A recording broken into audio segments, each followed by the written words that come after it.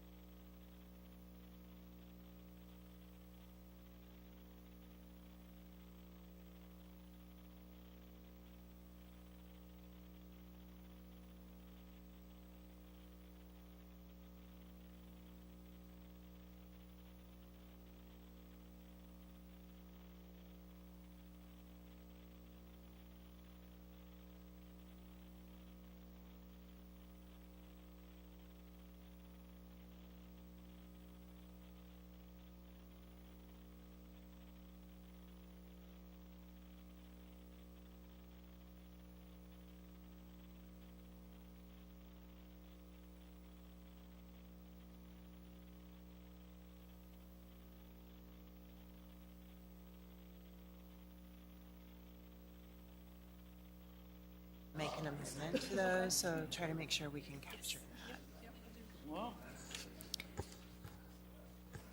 Councilmember Velpula, are you still there? Yes. Okay, great, thank you.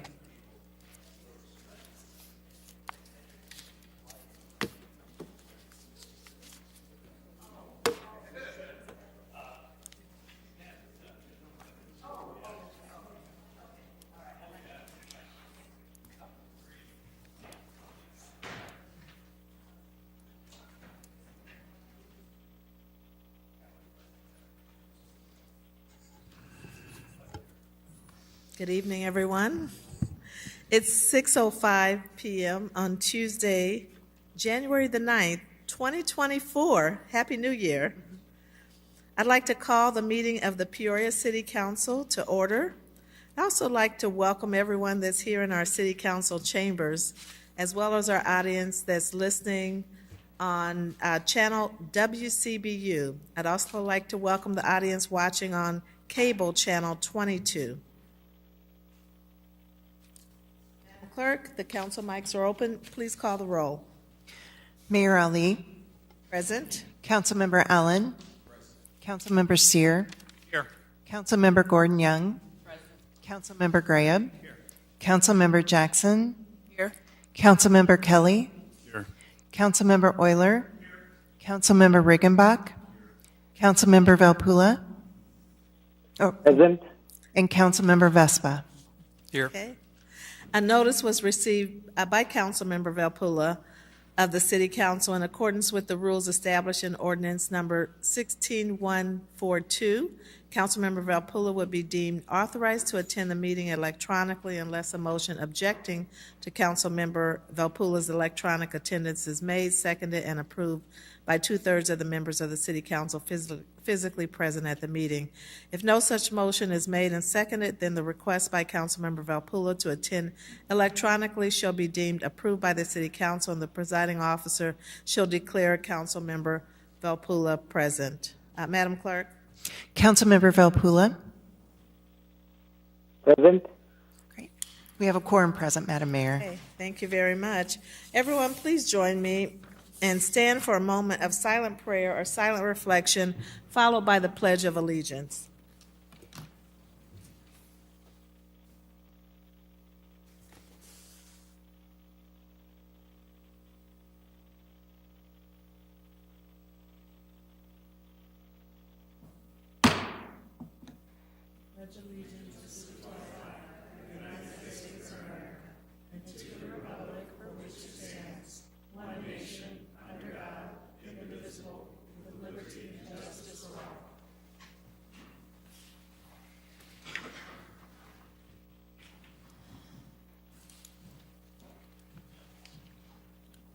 Madam Clerk?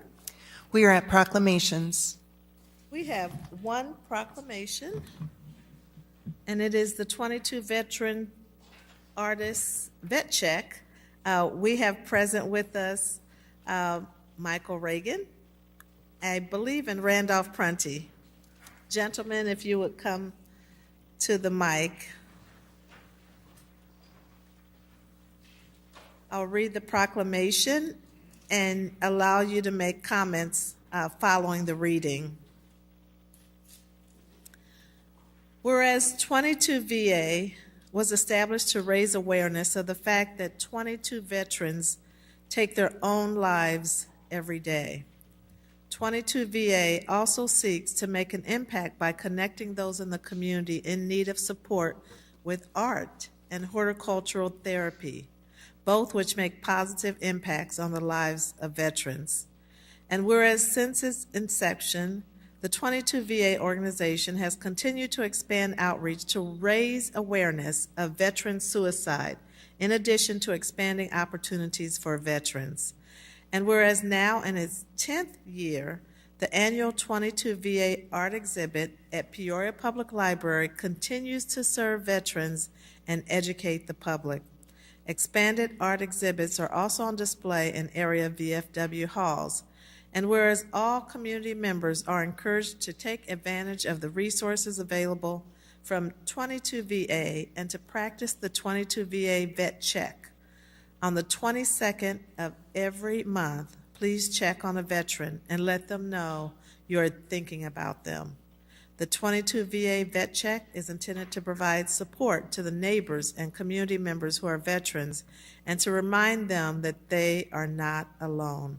Now, therefore, I, Reed Ali, Mayor of the City of Peoria, Illinois, do hereby recognize 22 VA for their contributions and ask the public to participate in the 22 VA Vet Check in Peoria, Illinois, dated this 9th day of January, 2024.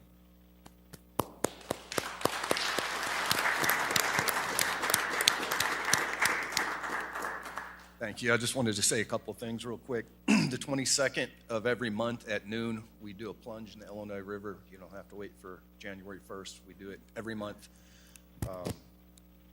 And we also started up a PTSD group at Peoria Heights VFW. The 28th will be our next day doing that. You can check the Peoria Heights Facebook page for the VFW to learn more about it, but it's for all veterans and first responders. Eric, I see you over there, so I want to make sure. A lot of our police, fire department, they see some pretty horrible things too, so it's something we all need to take care of mental health a little better. So thank you. Thank you, Mr. Reagan, Mr. Prunty. Thank you for your important and dedicated work. I did visit the art display in the lower level of the downtown Peoria Library. It's very heart-wrenching. It's very important. It's very beautiful as well. I encourage others to visit that display. It's very important. Thank you again for your work.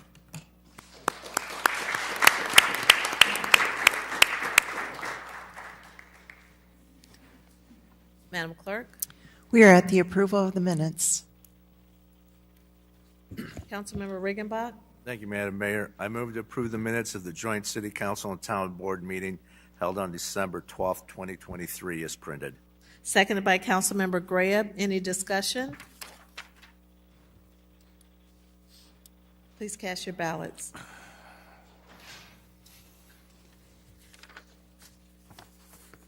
Councilmember Valpula. Aye. Motion passes unanimously.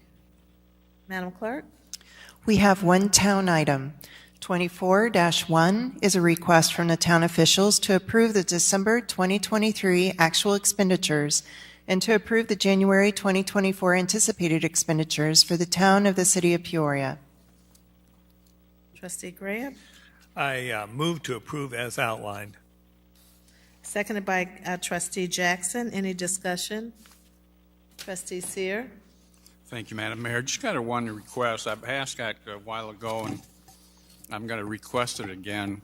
Every month, all 11 of us are asked to sign a document in the back room there about the budget, and all we see, or all I see, is really one payment.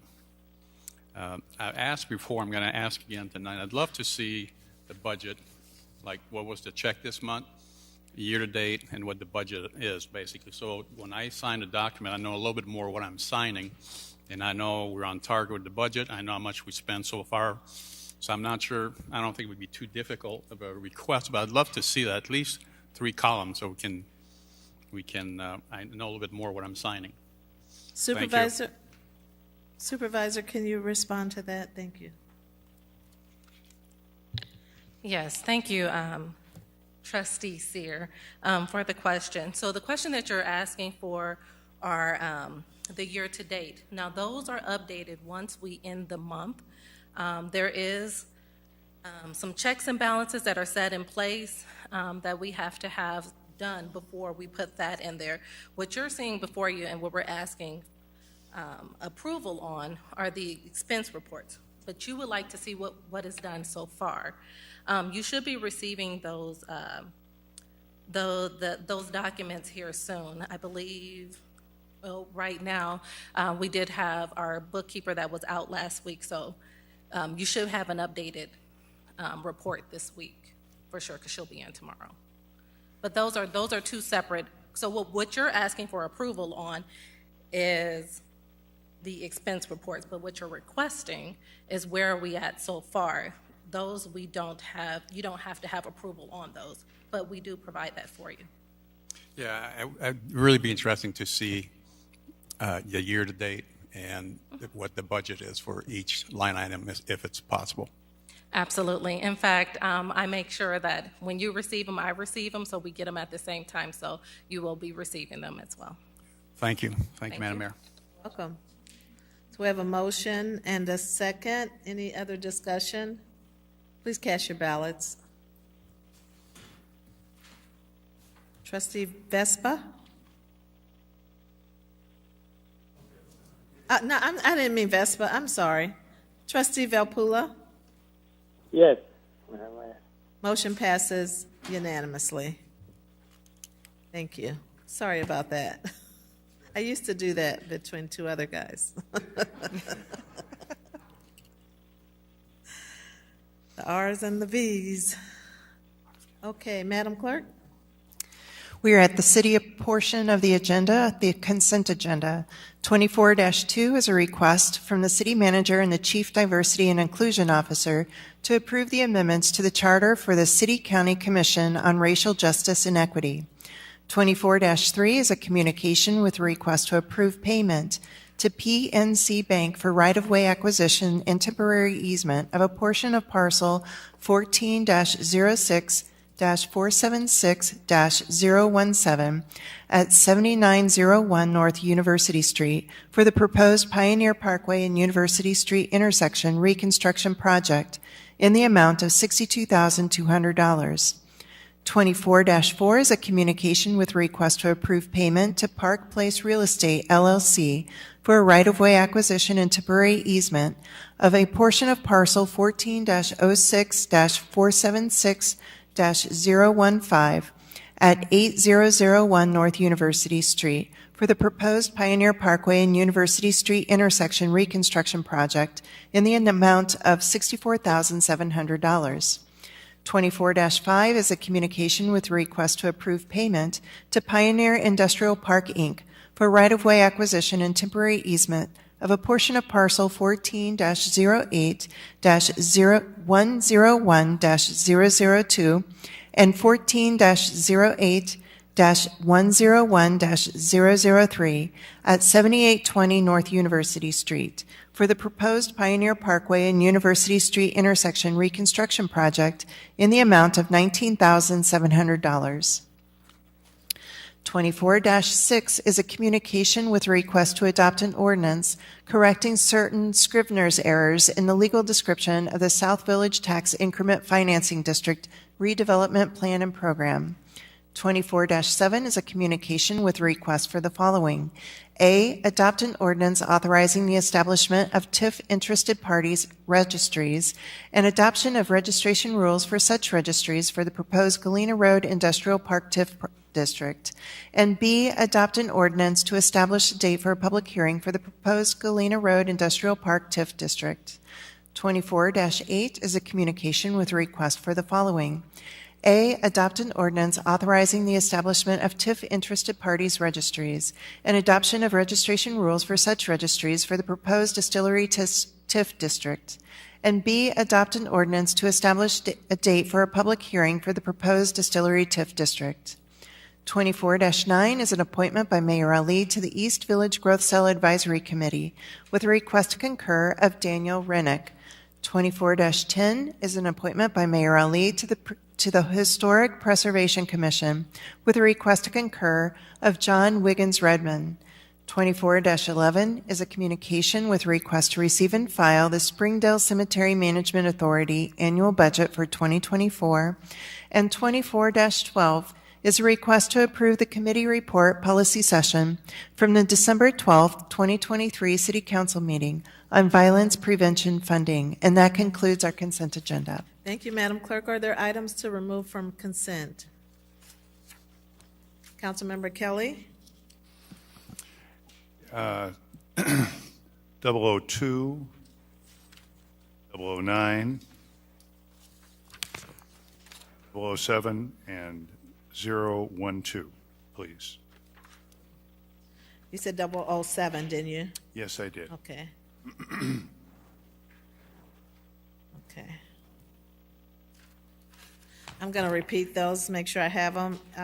24002, 24007, 24009, 24012. Yes, thank Correct? you. Okay. Any other items to remove? Can I get a motion to approve? Councilmember Euler, seconded by Councilmember Seer. Any other questions? Please cast your ballots. Councilmember Velpula? Yes. Motion passes unanimously. Madam Clerk? 24-2 is a request from the city manager and the chief diversity and inclusion officer to approve the amendments to the charter for the City County Commission on Racial Justice and Equity. Councilmember Kelly? Thank you, Madam Mayor. I have a couple questions on the proposed changes. First of all, on page number 1 of the proposed changes document, vision, says the vision of the Joint Committee on Racial Justice and Equity is to end racism in city and county government. That was in the original charter. I understand. Is there racism in our city government? And if so, how do we measure that? Frankly, I don't know that there is. But is it truly the feeling of this commission that there is racism in our city government?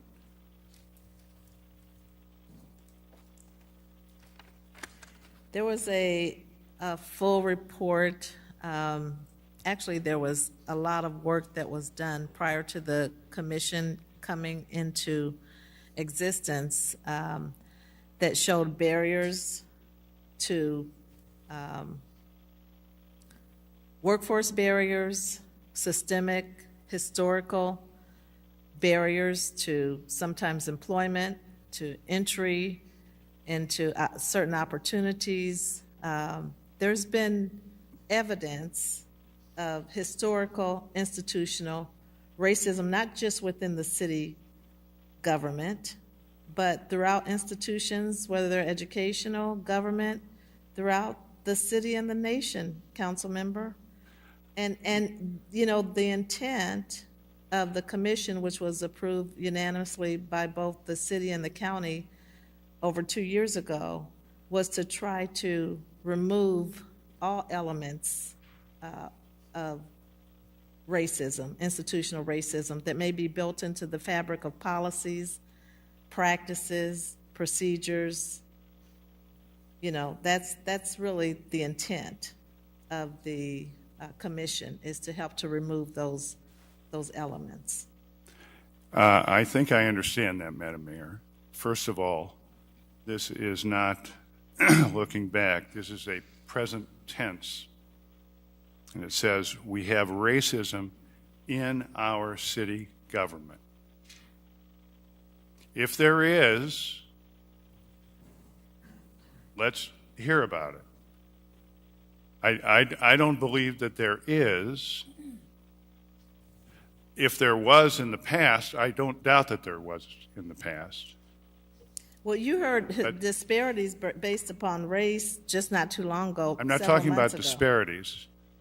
I'm saying, do we have racism in our city government? This says that we do. My answer to that is yes. Okay, I would appreciate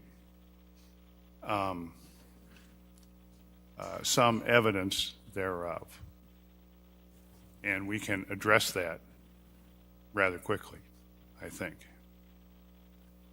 My second,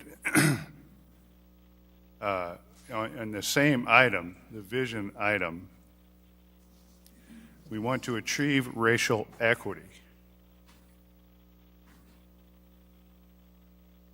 Perhaps I'm ignorant, but I don't really know what that is. Is that, I don't know how we're doing, and I don't know how we measure that. And it kind of goes along with my first objection. It sounds nice, but what is it exactly, and how do we measure it? Just to say it's there, there was a tool that was introduced a while ago to actually have some measurement of progress toward equity. But as I recall, you didn't want to use that tool within city government. I did not. I disagreed with the disparity approach to it. In other words, we have a certain percentage of this particular ethnic group in our city. Do we have that same percentage everywhere in City Hall or everywhere in the city? And of course we don't.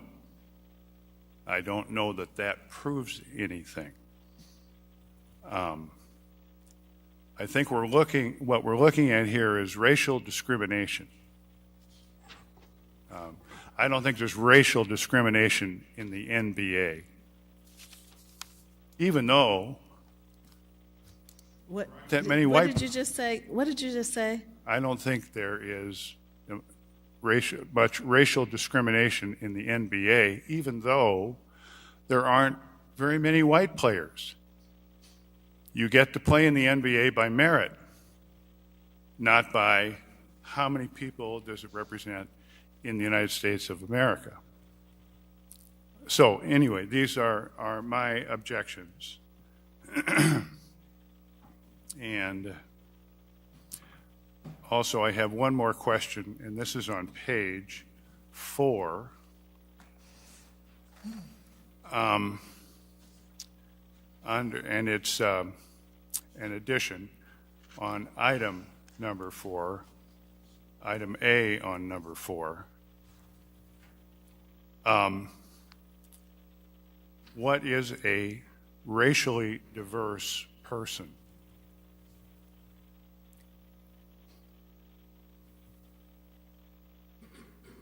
And that's also in paragraph C and CI.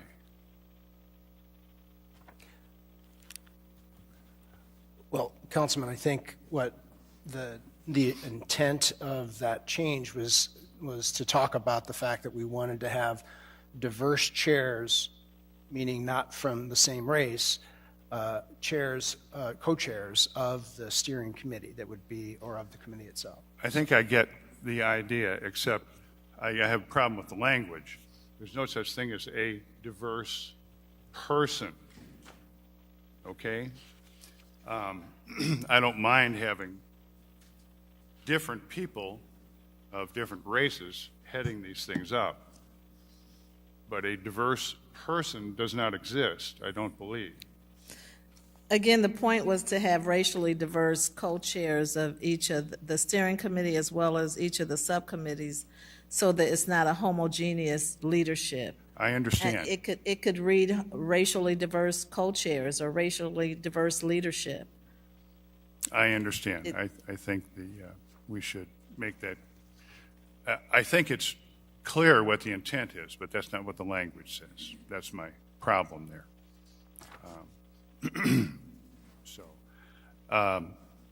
Those are my objections, Madam Mayor. Okay. And even though I have objections, I'll move to approve as long as they're noted. Okay. Is there a second? Seconded by Councilmember Allen. Any other discussion? Councilmember Allen? Thank you, Madam Mayor. Since this item was pulled, I'll go ahead and just provide some comments. I do want to applaud our steering committee and our co-chairs, specifically Tim and Mary, for the work they've been doing in this space the last 2 years, really mobilizing, galvanizing the troops in the commitment to this work. As we are seeing nationally, there is a trend to pull back from these type of efforts right now, and to see that we have a joint commission here that is based off the city and county government, I think that demonstrates what type of community we have here within our city and our county, and I'm very proud to be a part of it.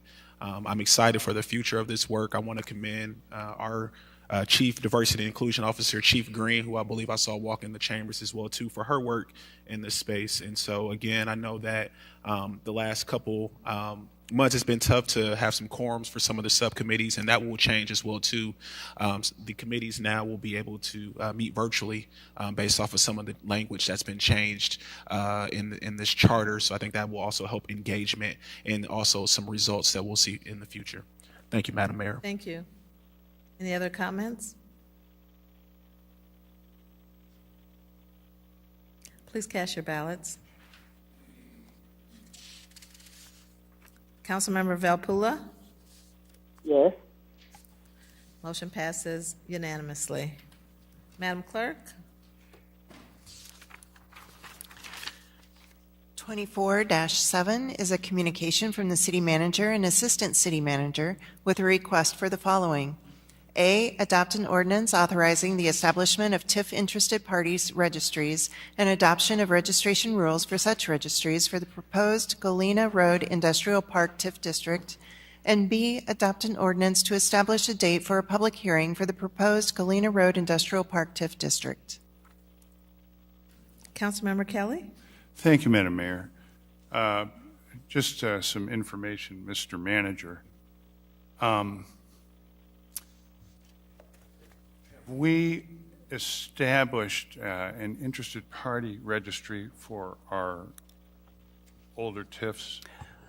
We have, for every TIF, it's a legal requirement that you establish the registry so that people that want information about the TIF would be able to be notified.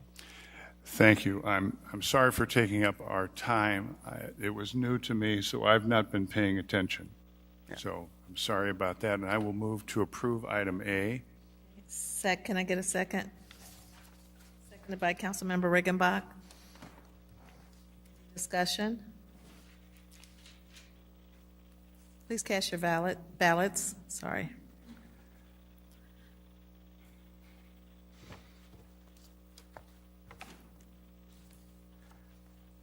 Okay. Councilmember Valpula? Aye. Motion does pass unanimously, including Councilmember Graham. You had a comment? Yes, I just wanted to make I'm sorry. You want to That's make? all right. Okay. We'll come back to it later. Okay. I'm excited about the Galena Road test. Okay, great. And so your vote, yes, he was a yes vote. Thank you. Yeah.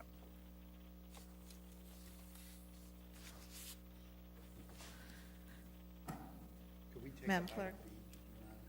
We That need was to item- vote on item B. Yes. Councilmember Kelly? I move to approve item B. Seconded by Councilmember Riggenbach. Okay. Any discussion? Councilmember Graham, do you want to comment now? Yes, Manager, this could be an exciting area for development for our city. Do you have anything you or maybe the district council person would like to add to the discussion here? The area in question, this area along Galena Road, is predominantly zoned industrial. And looking at this as an area of future industrial development, we looked at the Galena Road area and thought this made a really good opportunity for us to work. The lion's share of the land that is east of Galena Road is owned by the water company that we're talking about here, and we've had discussions with them about future development and being able to look at that for future industrial development. There is industrial development as you go further north before you get to the city's fire training tower that is in this location as well. So it's a great opportunity for us to look at this. Very excited about this opportunity to try and foster additional industrial development. Today we had the general meeting of the Greater Peoria Economic Development Council, and one of the items that came up, and it'll actually come up Friday when we talk with our legislators, is the fact that we don't have enough assembled land, industrial land, to foster development in the community. So this would certainly help us in that regard. Right, and too often I think we're riveted on the idea of bringing in some huge employer, but this council has been approving one development after the next, the accumulation of which I think will put us in very good stead and maybe even better than just some huge Goliath of an industry that could be helpful, but the things that we've been approving, for example, over off Allen Road and Councilman Sears' district with Maui Gym, et cetera. Now this, I think these are huge pluses for our community, and they will ultimately make our community more prosperous and create more jobs. Absolutely. Thank you.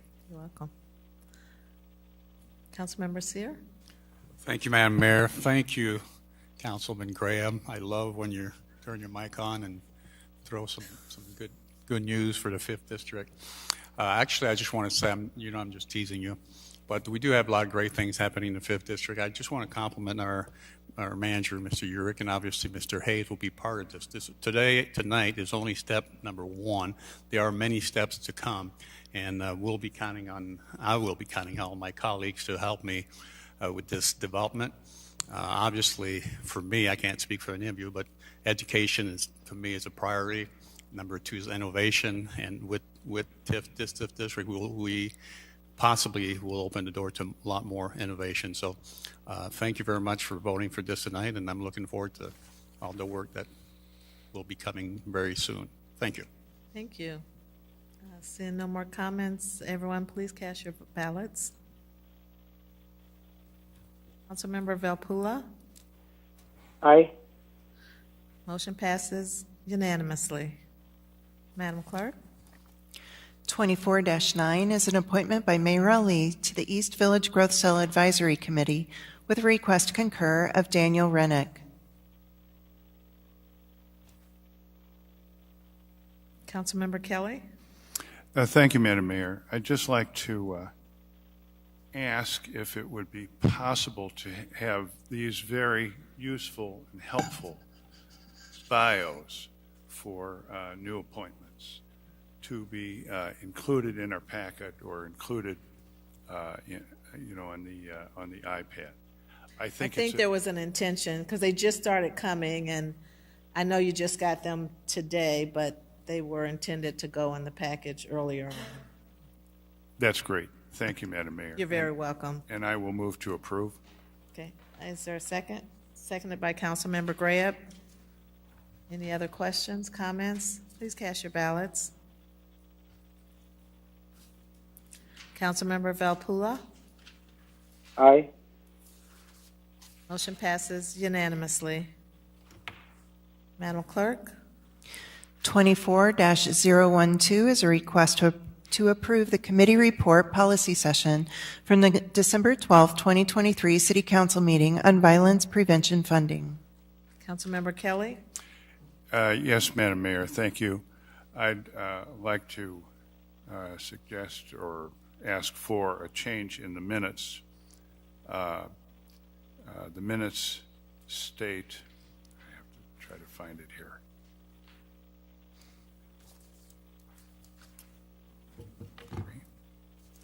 That's from last meeting? From the Violence Prevention Funding Oh, notes? policy session. Oh. It's the minutes. And I'm on page 3, paragraph 4.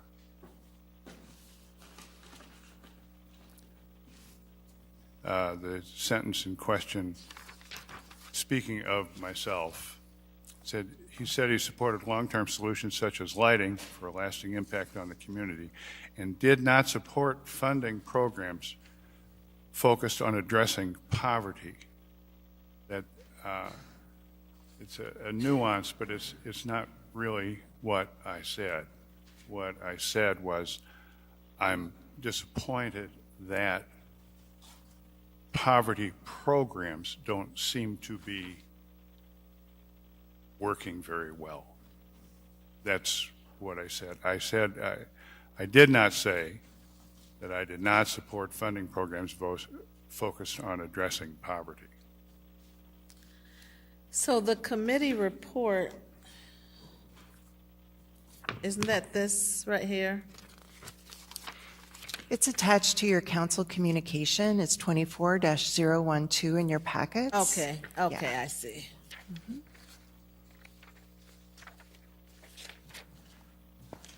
So if the clerk could correct that, I would appreciate it. Understand. Could we have a motion to amend the minutes? Okay. I will so move. Did you capture what he intended? We had stated in the minutes that he said he supported long-term solutions such as lighting for a lasting impact on the community and did not support funding programs focused on addressing poverty. So, we can amend the minutes. We can review the recording as well to make sure we capture that accurately. Okay, are you comfortable with that? Yes, I am, Madam Mayor. Okay. Based upon that amendment, do you want to? I'll move to amend the minutes. Okay. Can I get a second? Seconded by Councilmember Seer. Any other discussion? Please cast your ballots. Councilmember Valpula? Aye. Motion passes unanimously. Okay, thank you, Madam Clerk. We are at first readings. 24-13. Pardon me, I'm sorry. The motion to amend was passed, but the item hasn't been approved. So they're amended, but they haven't been approved. Thank you. Thank you. Okay, so we'll bring them back to approve. Is that correct? Or can we do it now? Okay, Councilmember Kelly? I will move to approve. Okay, seconded by Councilmember Seer. Any questions, comments? Please cast your ballots. Councilmember Valpula? Aye. Motion passes unanimously. Madam Clerk? Now we're at first readings.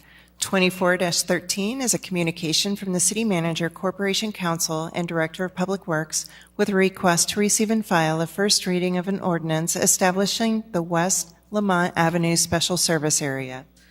Council Hayes. Thank you. And appreciate a motion to defer this, and I want to explain why.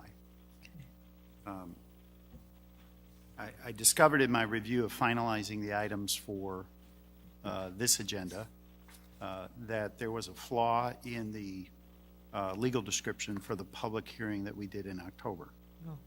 It was my error. I should have caught it back in September when I reviewed that, but I did not. To correct that, we need to start the process from there and move forward. And I've spoken with the city manager when I discovered this error, as well as the public works director. This will not affect the project being done this year, but we'll have to start the process anew. So we'll have an ordinance before the city council at the next meeting to approve a public hearing in the second February council meeting. And then we'll be in position to approve this in the first meeting in May. And the project will still take place this summer, absent some unforeseen circumstances of objections. So What date do you want this deferred, council? we can defer this generally, and then we'll re-agenda this item in May when it's up for approval. Okay, can I get a motion to defer? Moved by Councilmember Greb, seconded by Councilmember Kelly. Any questions, discussion? Please cast your ballots. Councilmember Velpula? Aye. Motion passes unanimously. Madam Clerk? We're at regular business.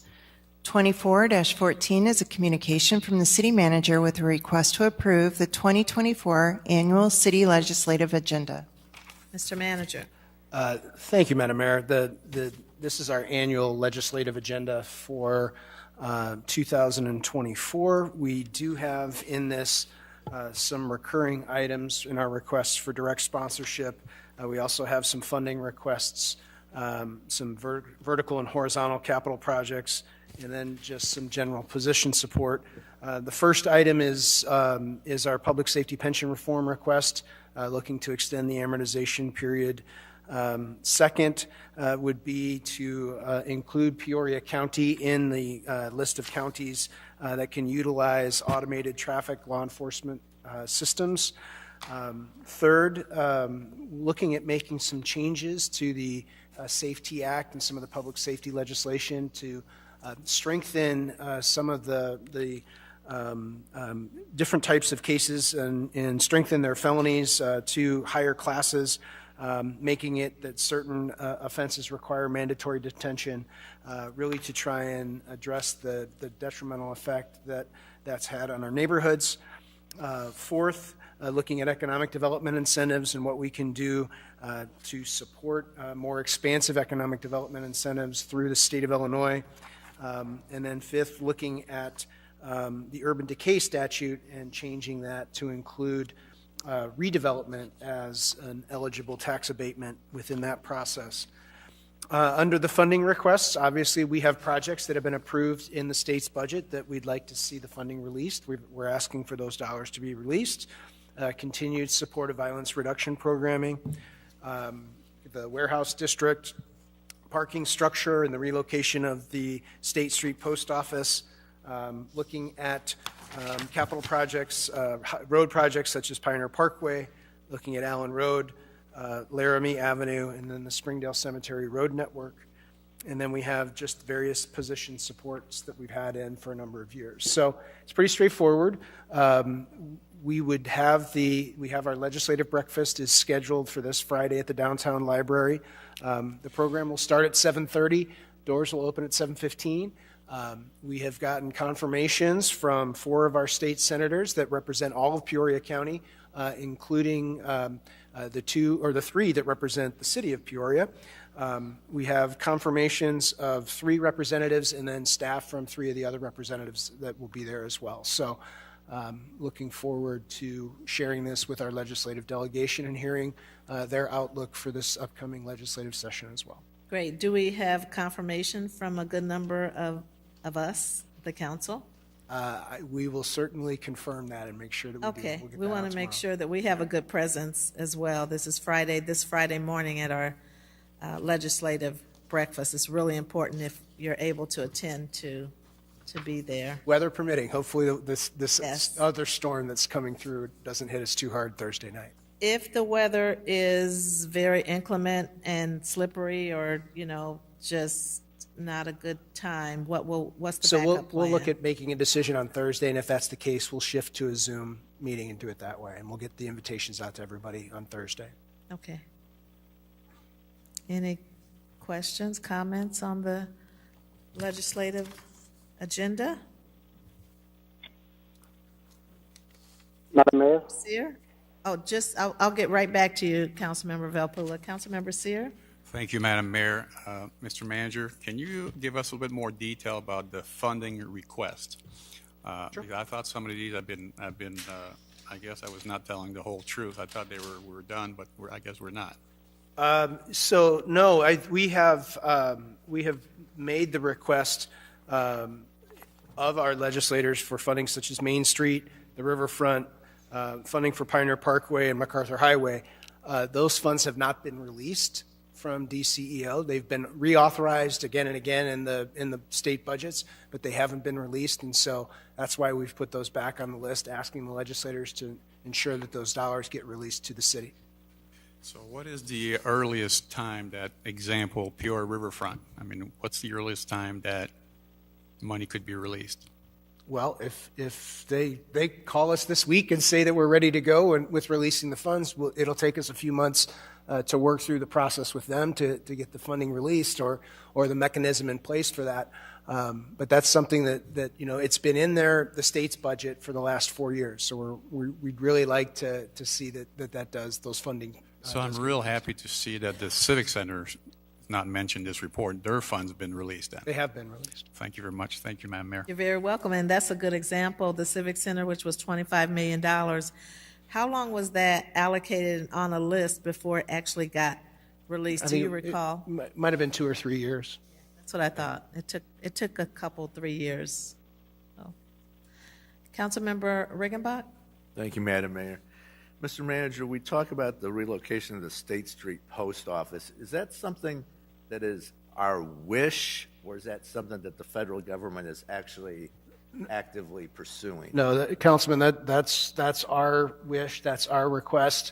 The U.S. Postal Service, their policy is that if a city wants the post office to be relocated in their community, they'll work with them as long as we build them a like-kind operation. So that's something that we would want to certainly look at as we would structure that. And that, as we've discussed with the rail initiative, that may be a good location for the station for downtown. That was the reason why we put that on the list. Thank you. Thank you. Councilmember Graham?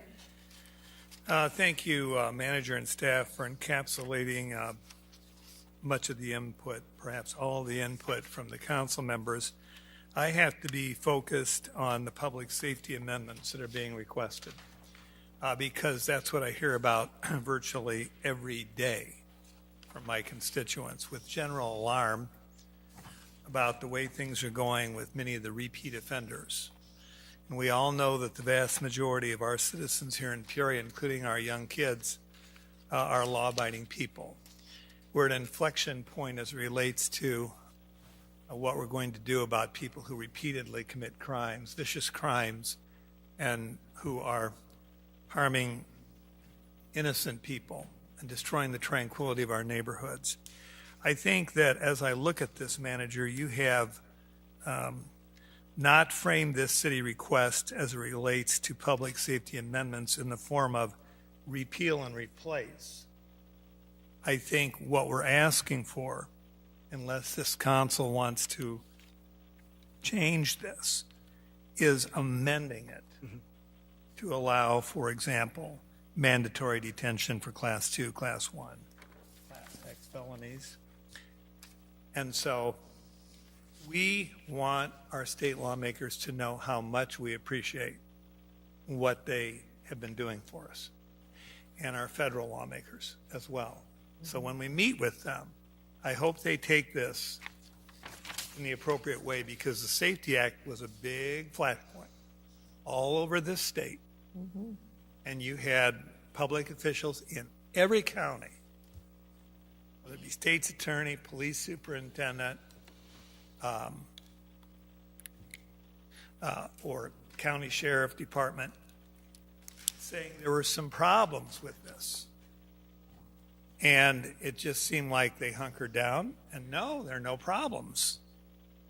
Now, I happen to know that many of the problems that we have, and you know this, that we're having in Peoria are not unique, Mayor Lee, to Peoria. That's right. Some of the communities, for example, that came down for the rail press conference, like Morris and Pontiac and Bloomington, and they weren't here for that, but comparably sized cities, they're having many of the same problems that we have.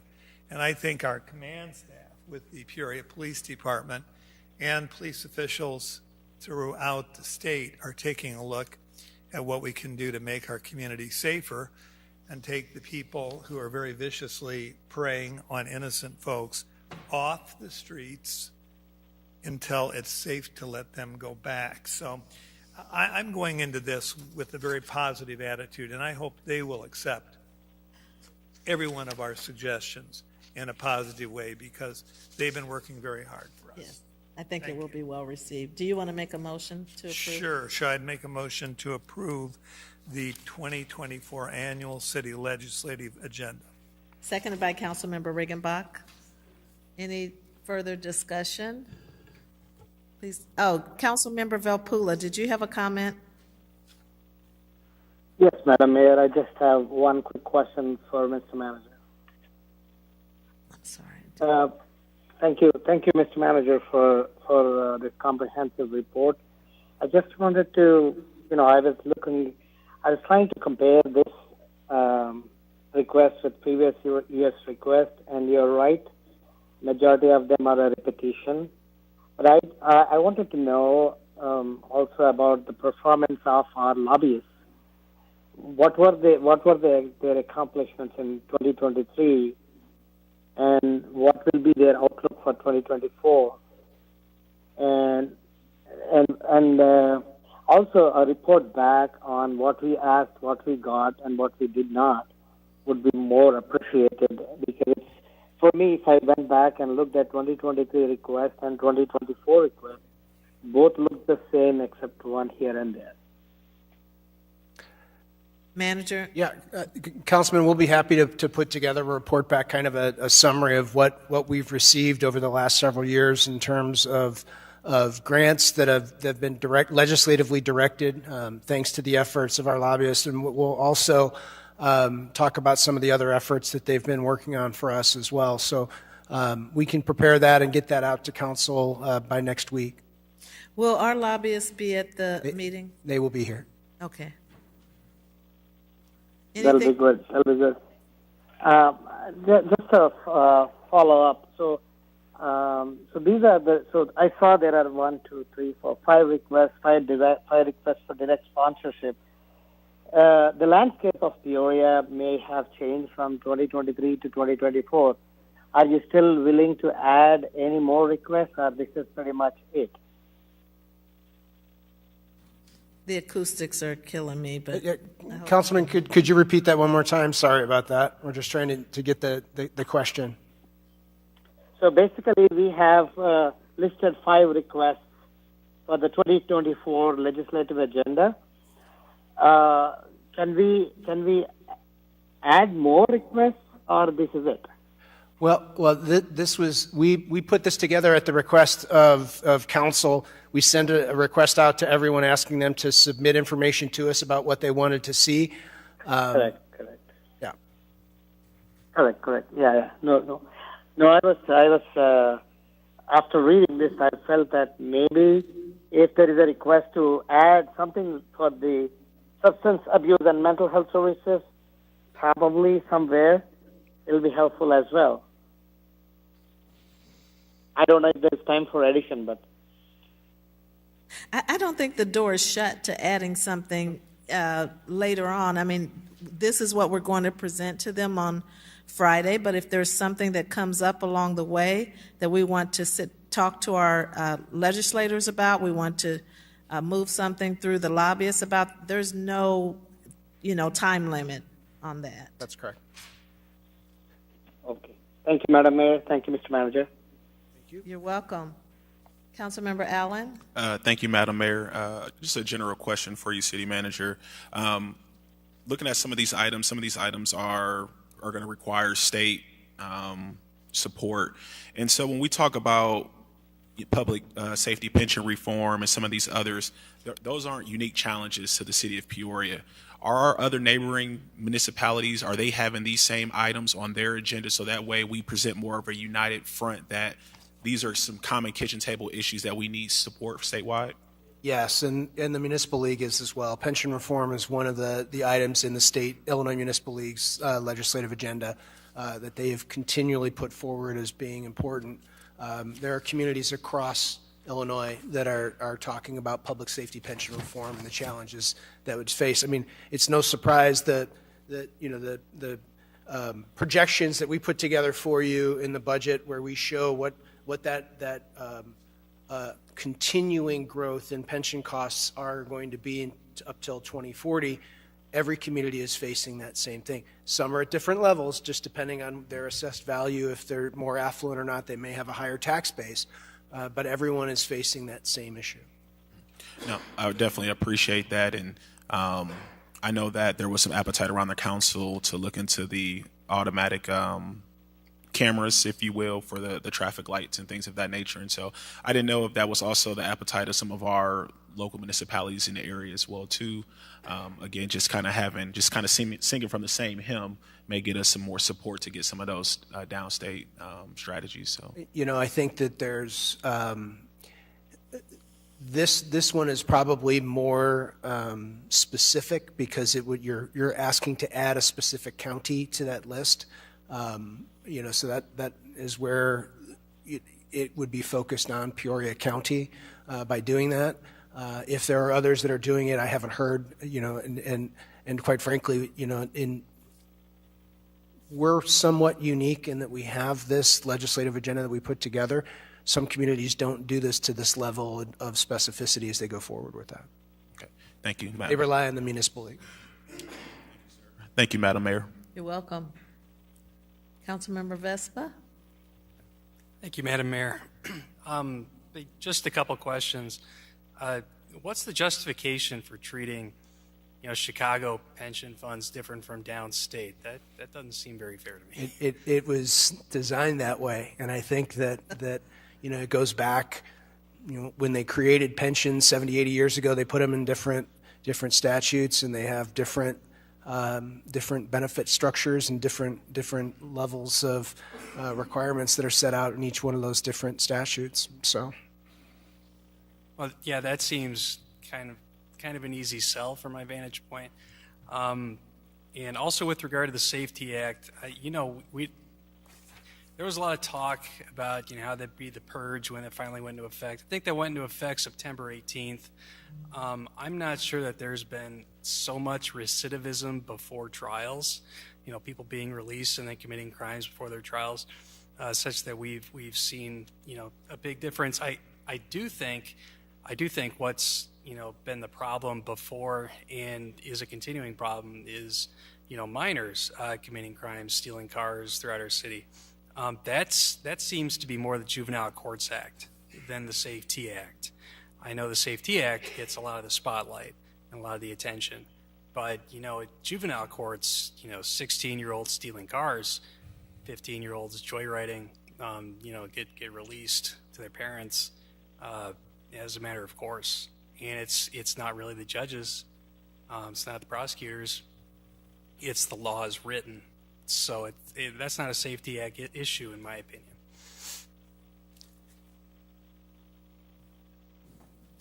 Thank you, Madam Mayor. You're very welcome. Councilmember Graham?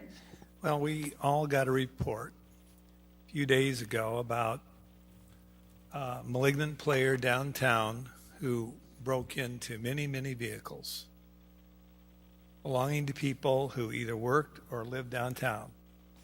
And according to the report that was given to us by the police department, this person had been arrested multiple times in about an 8-day period. And these were just wanton acts of destruction. If that particular person had been arrested and had to make bail, we would have probably saved a lot of grief for people who had destruction of their property and their homes downtown. an area we're trying to raise up and make people feel like they can live there safely. Same thing with other neighborhoods. I think you're right on this one, Councilman Vespa.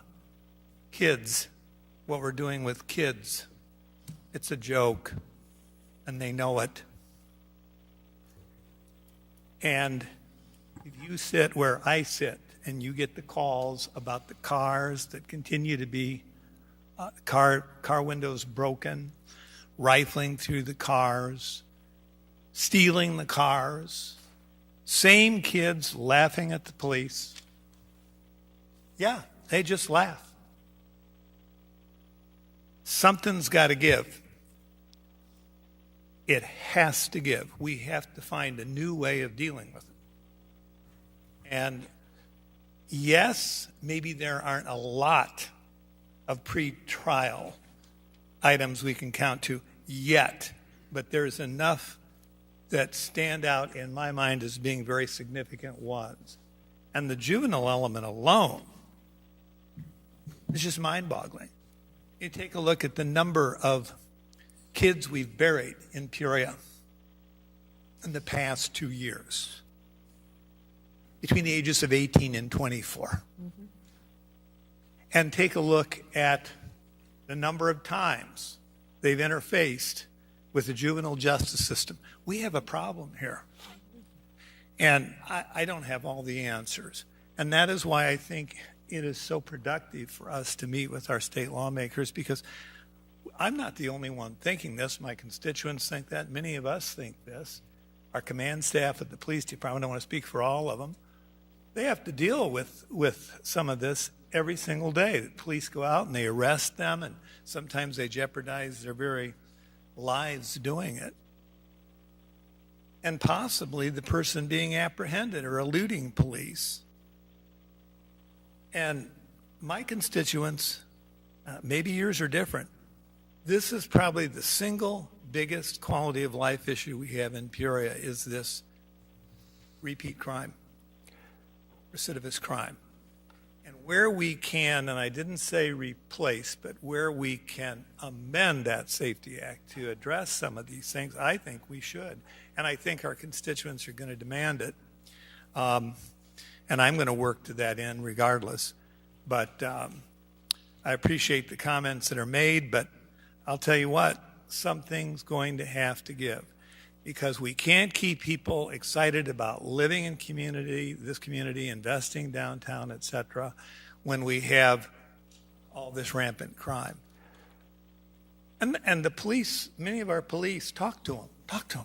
They feel like they're going out there with their hands tied behind their backs. Seriously, talk to them. And then some of these people, you're going to give them a citation? Really? Okay, yeah, right. So we wonder why we're viewed as being rather ineffective in making our community safe for the rest of us who just want to live in peace and tranquility and not have to worry about living our lives in this community, not having our cars stolen, windows broken out, not being robbed, etc. Not having a home burglary, not having a bullet coming through the door or the window of the house. The number of shots being fired in this community, the number of people who were shot last year, is unbelievable. Now, this goes in cycles. We've been here before. This isn't the first time we've had big problems. And frankly, Mayor, that's why we lobbied effectively back in the 90s and early 2000s to get some assistance from the federal government to hire more police officers. And there were people who sat in this horseshoe, and they said, well, we don't think we want to apply for these COPS grants because it only pays for the first 3 years of the police officer. But we ended up hiring 36 additional police back in the mid-90s and into the 2000s, the aughts, because of this assistance.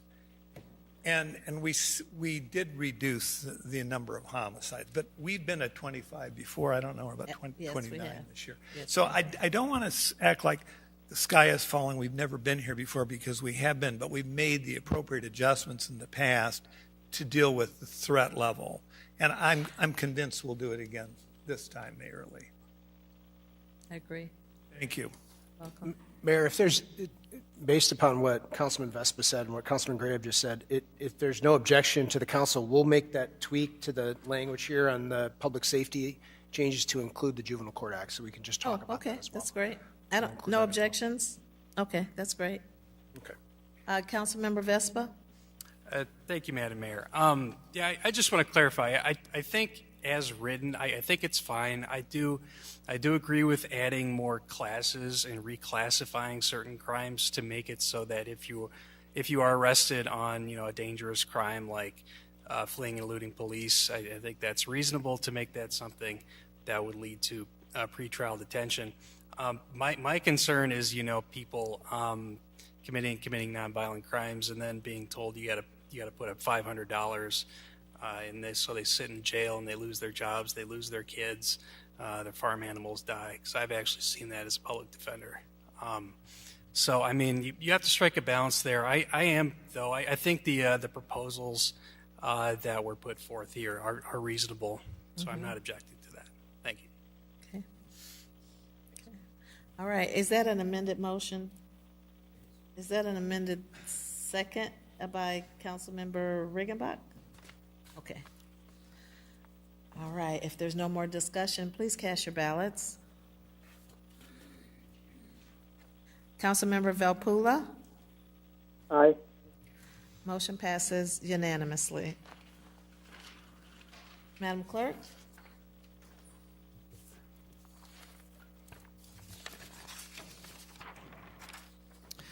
(24-15) is a communication from the city manager and assistant city manager with a request to approve the purchase of infrastructure for an outdoor dining pilot program in the downtown central business area and riverfront with the vendor Mod Street in the amount not to exceed $175,000.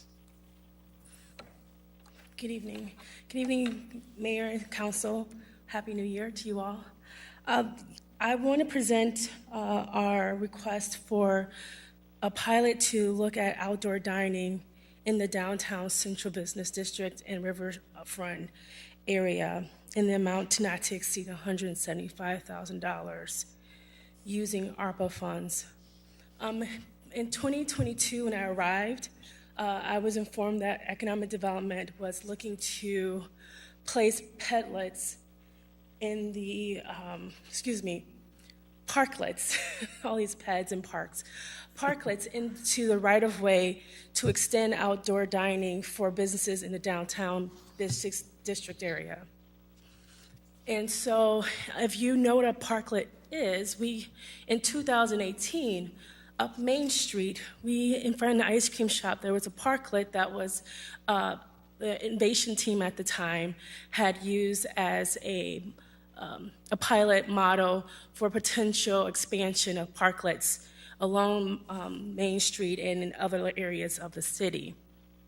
So we had a history of utilizing parklets, but we wanted to use it in the downtown. That was the direction.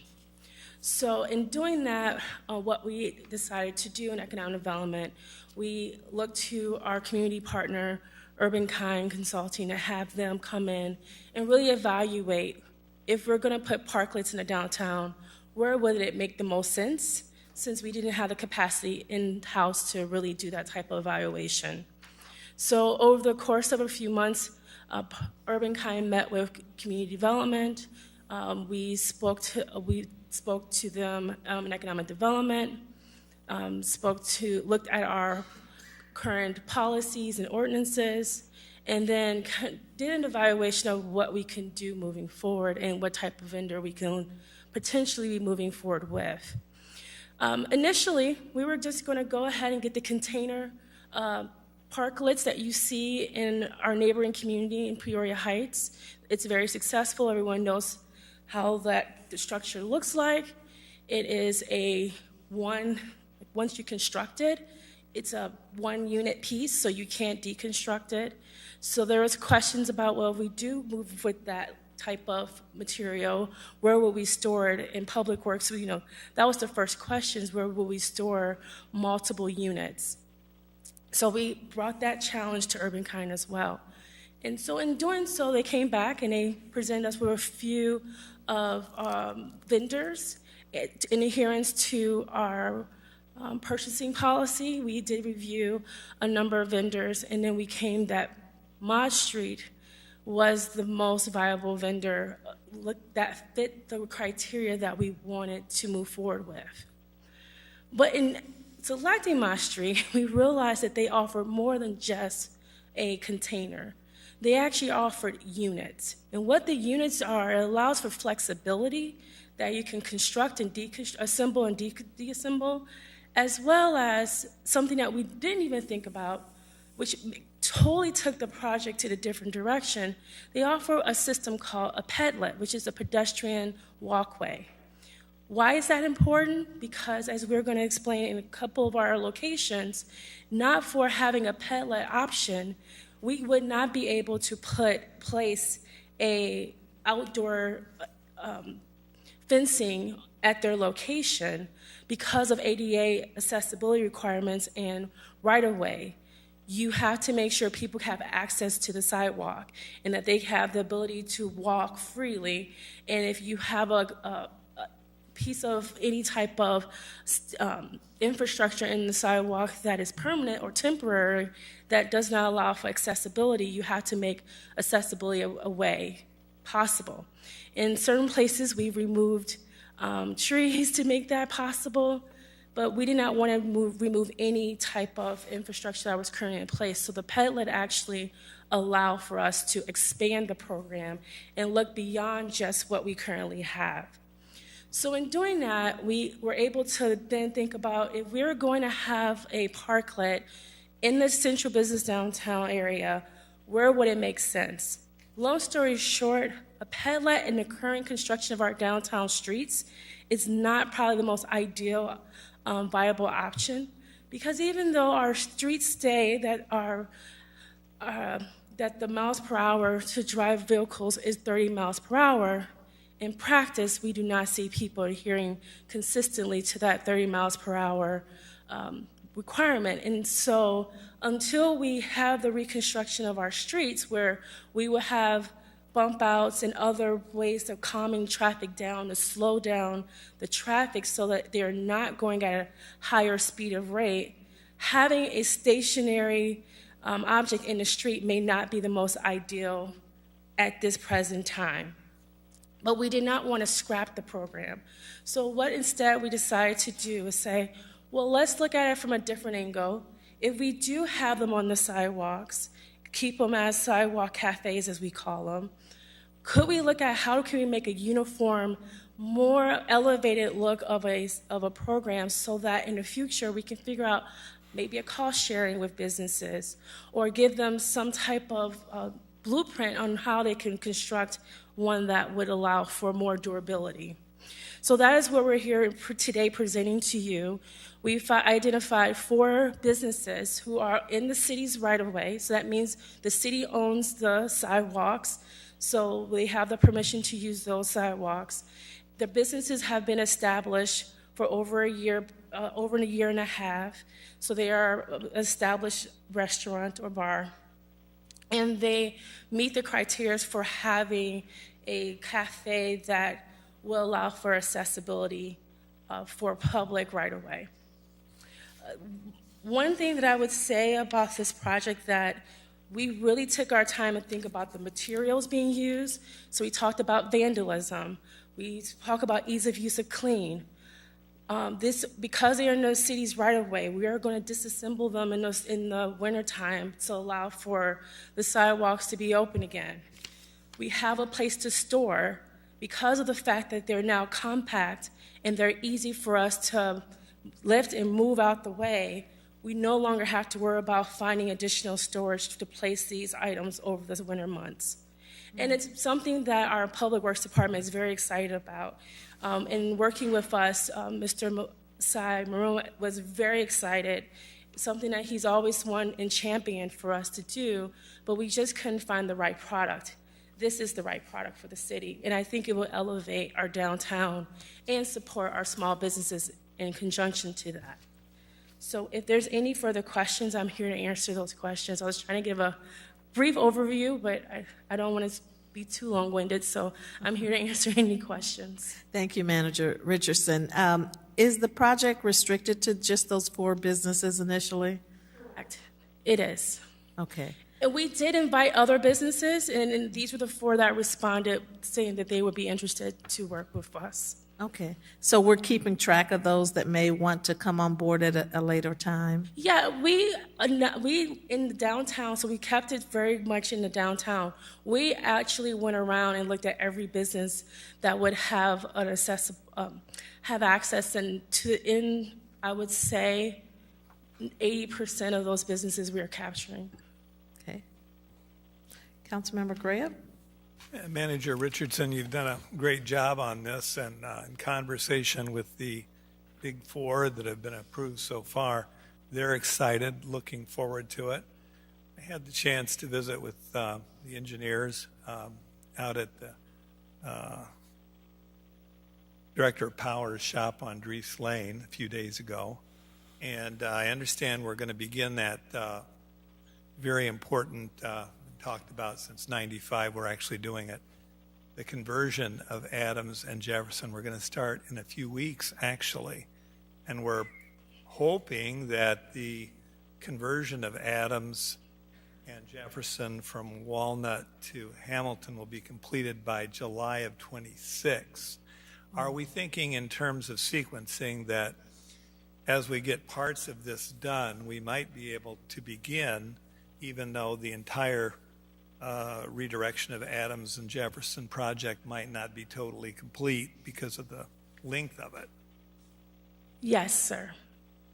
And I would also, what's so nice about this product is that as we continue to build the infrastructure, they're interchangeable pieces. So we can move and place these anywhere we would like to see. When we finish with the 2-lane conversion, the hope is going back to those businesses and re-engaging them now that the project is completed to see if they would like to be a participant in the program. We did allocate funds in 2024 using ARPA dollars for this to expand up Main. The Petlet is a game changer, and I think if we expand up Main, we will have the Petlets part of that project to allow for expansion of this program. You know, when I think the first one, Manager, was outside Las Delicias. And, you know, that was one of the negatives that we saw, that it was made out of wood. And I think now we have the ability to collapse these and store them more readily. Probably not going to use them in the winter. No, that is a condition of the program, that the businesses understand that it's a seasonal use. Good. I'm excited about it, and I know the merchants downtown are. But, you know, Mayor, I think there might be some more businesses that might want to join. I think so. Okay. Well, I look forward not to make this a pilot. We're going to come back to council with an evaluation to share out. So if there's any further questions or interest, we will look forward to answering those questions in economic development. Councilmember Gordon Young. Thank you, Madam Mayor. Manager Richardson, I just wanted to commend you and the staff with this wonderful work. I am a fan of outdoor dining, and I think that it definitely gained popularity during COVID, at the height of COVID, you know, to keep businesses going. But I especially like that it gives opportunities for our businesses to draw in more support. But I also wondered, and you touched on it, you know, how far we're talking about expanding. I was thinking about Main Street, and so I know my colleague Graham would like to see that, and because it's just perfect, a perfect area to see and to make that connection from downtown all the way up the hill. I guess my question for you is for the listening audience, because I think there's going to be a huge waiting list for something like this. At least it sounds like it. It looks beautiful. How would business owners, you know, apply or get on that waiting list or keep an eye out for additional information regarding this? We are going to continue our partnership with Urban Kind, and they're going to help us evaluate how we move to the next step. So that has already been something that we've been ideating about, is how do we expand if the pilot is successful. We call it a pilot because we are testing this out to see if the types of materials and the layout really make sense. But the fact that we can have some uniformity with some of our product, especially with outdoor dining, would be very beneficial. So Main Street is definitely on our radar, and we are looking at all the areas where we have our major corridors of outdoor, outside dining that's already established. Could we expand other businesses to, participate with that? And then just one more comment. I also really appreciate the fact that it's interchangeable. And so that means if the business moves, then maybe it can go with them or whatever, but at least it's not permanent fixture. No, and there's flexibility there. We own the infrastructure, and maybe that's a conversation we can have later if there's a way for a business to purchase it. But for now, under the pilot, we do own that. So if that business does go out of, and there's not a restaurant there to replace it, we can move that infrastructure to another location. Awesome. Thank you very much. Thank you, Madam Mayor. You're welcome. Councilmember Allen? Thank you, Madam Mayor. I want to echo the sentiments of my colleague. This is innovative. It's timely as we talk about just how do we continue to keep growing and developing our downtown, which is one of the greatest assets that we have in our community. I love the idea and seeing that you're collaborating with a local consulting firm in Urban Kind. I know some of their team, and that's great as well, too. And I do believe that this is going to open up the possibilities of what other businesses can do. Once you see that Neon Bison has outdoor dining now, and now across the street, you say, maybe I can think about this, whether it's that strip where the judge's chambers is, or just other businesses. I think sometimes we're afraid to try or afraid to see the possibilities. And so I commend your staff for having the vision to try something different. And I'm excited as someone who works downtown now. I look forward to visiting one of these outdoor dining spaces in the near future. Thank you, Madam Mayor. You're welcome. Councilmember Jackson? Thank you, Madam Mayor. Well, I would just like to echo the sentiments. This looks like a great idea. I'm really excited about possibilities in and around areas like Fulton Street, which, can be a very inviting place for lunch, for music, entertainment. I just had one question, and in the literature, I don't know if I overlooked it. Do we know much about hours? Would this primarily operate during lunch, evening, dinner? Do we know much about that? The business would continue to operate as they normally do, and if they have a liquor license, they would still have to adhere to their liquor license requirements. So we will continue to support those businesses, and hopefully they are able to expand, because now we're adding capacity by allowing them to be having outdoor dining, where some of these businesses, I'm going to be honest with you, one business owner was just over the moon because they knew this is something they wanted to do but did not have the capital to invest in it, because they are trying to keep their business afloat just with the changing economy. And so this really has allowed some of those businesses to really think beyond just the now. So hopefully that will allow some businesses to expand. The Neon Bison, as you all know, is moving to the 600 block of Main. So this is where that infrastructure will be. And they're going to be, right now, they're currently a bar only. They're expanding into a restaurant. So this is going to help elevate their additional services that they're providing. Thank you very much. Thank you, Madam Mayor. You're welcome. Councilmember Kelly? Thank you, Madam Mayor. Assistant City Manager, my hat and my hair, but my hat is off to you. I think this sounds like a wonderful idea. It could be a real catalyst for really changing the ambiance of our downtown and really making it more attractive to more people. I just want to compliment you on the work. The drawings and the photos from other cities are very attractive. Looks like very good work. Thank you. I would also like to acknowledge Urban Kind is here tonight. We have Chantel and Tanya back there, and I have to give it to their team. They really were the engine behind this. If not for their support, we would probably still be talking about it. So to be in front of you tonight really is a testament to the team and their efforts and commitment to their community. So thank you to them as well. Great job, Manager Richardson. Great job, ladies. Looks like we like it. Manager, is this a budget amendment?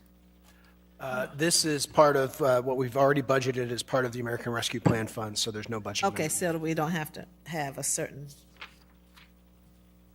number of votes other than majority. Councilmember Graham? I'd like to make a motion to approve, as outlined, spending no more than $175,000. Excellent. Seconded by Councilmember Jackson. Councilmember Sear, is that what you were going to do? Okay. All right, we have a motion and a second to approve the up to $175,000 for this. Please cast your ballots. Councilmember Valpula? Aye. Motion passes unanimously. Thank you, Manager. Thank you. Madam Clerk? 24-16 is a communication from the City Manager and Corporation Council with a request to adopt an ordinance approving the real estate exchange agreement between the City of Peoria, Cast Technologies, Inc., and E&M Properties Peoria, LLC. Corporation Counsel Hayes? Thank you. I have a bit of a story to tell. Uh-oh. I'll try to keep it short. So the council has previously approved our Depot Street project, which is just shy of a 300 parking space parking lot, as well as an improvement to what is right now an unimproved alleyway behind the properties in the 800 and 900 block Southwest Washington. This project will support the housing, the rehabilitation of a number of properties and the housing units that are going into those properties. One problem we've had with some of these warehouse district properties is they don't have the capacity to support parking on site. And so to have the number of residences that we are planning on, we need more parking. And so this is part of that solution. The project as originally designed would have done a couple of things that weren't optimal. It's just where we were at a year ago. The project would not have completed Depot Street all the way to Persimmon. The last 100 and 250 feet of that was privately owned by Cast Technologies. They're at Persimmon. They operate a large foundry on the south side of Persimmon, but on the north side of Persimmon, at the corner of all of the Depot Street project, they have their receiving and delivery. The project as designed would have cut off an area that they were using to turn their trucks around to get to their loading docks. But they happen to own the rest of the alleyway that would allow Depot Street to extend to Persimmon. That alleyway was also subject to easements for Sprinkman that operates within E&M Properties buildings on the north side of the street, of Depot Street. So we were able to persuade those property owners to engage in a property swap. We're giving Cast the little area in the southeast corner of the parking area, about half of the square footage that we're taking from Cast to finish the alleyway all the way to Persimmon. So we're going to be able to finish the alleyway to the through street, which is going to be helpful for circulation. It makes better sense. We've worked out with E&M Properties how to adjust the easement so we can get rid of a large loading dock that was compromising the alleyway, and now that we're going to rebuild a smaller loading dock. There was no money exchanged in the purchase of the alleyway from Cast. The city's expenses are the extension of the roadway as well as the improvements to the loading dock to have that fit in the space. So the few different moving parts, that's why the document in front of you is so complex and lengthy. But this is a property swap to allow us to have a complete project now back there. It doesn't give away too many of the parking spaces. It creates an amenity that's improved. It assists the businesses there instead of compromising Cast's operations.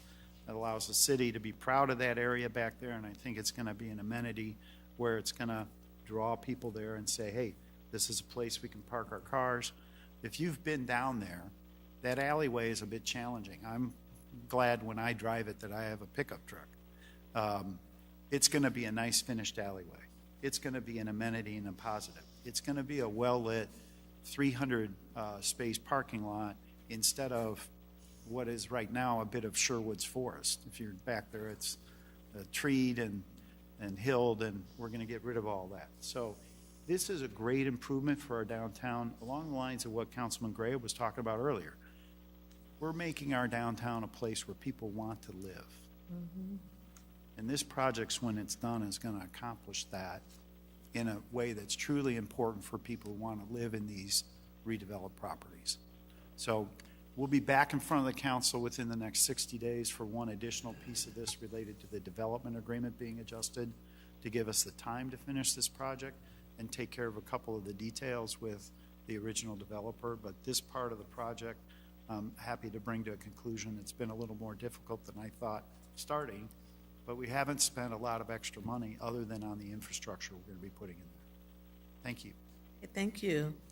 Any questions for Corporation Counsel? Councilmember Jackson? Thank you, Madam Mayor. Well, I just had a comment and a question. We're creating parking spaces as opposed to building a parking area because it's kind of narrow back there. And you're right, it's pretty tore up. Yes.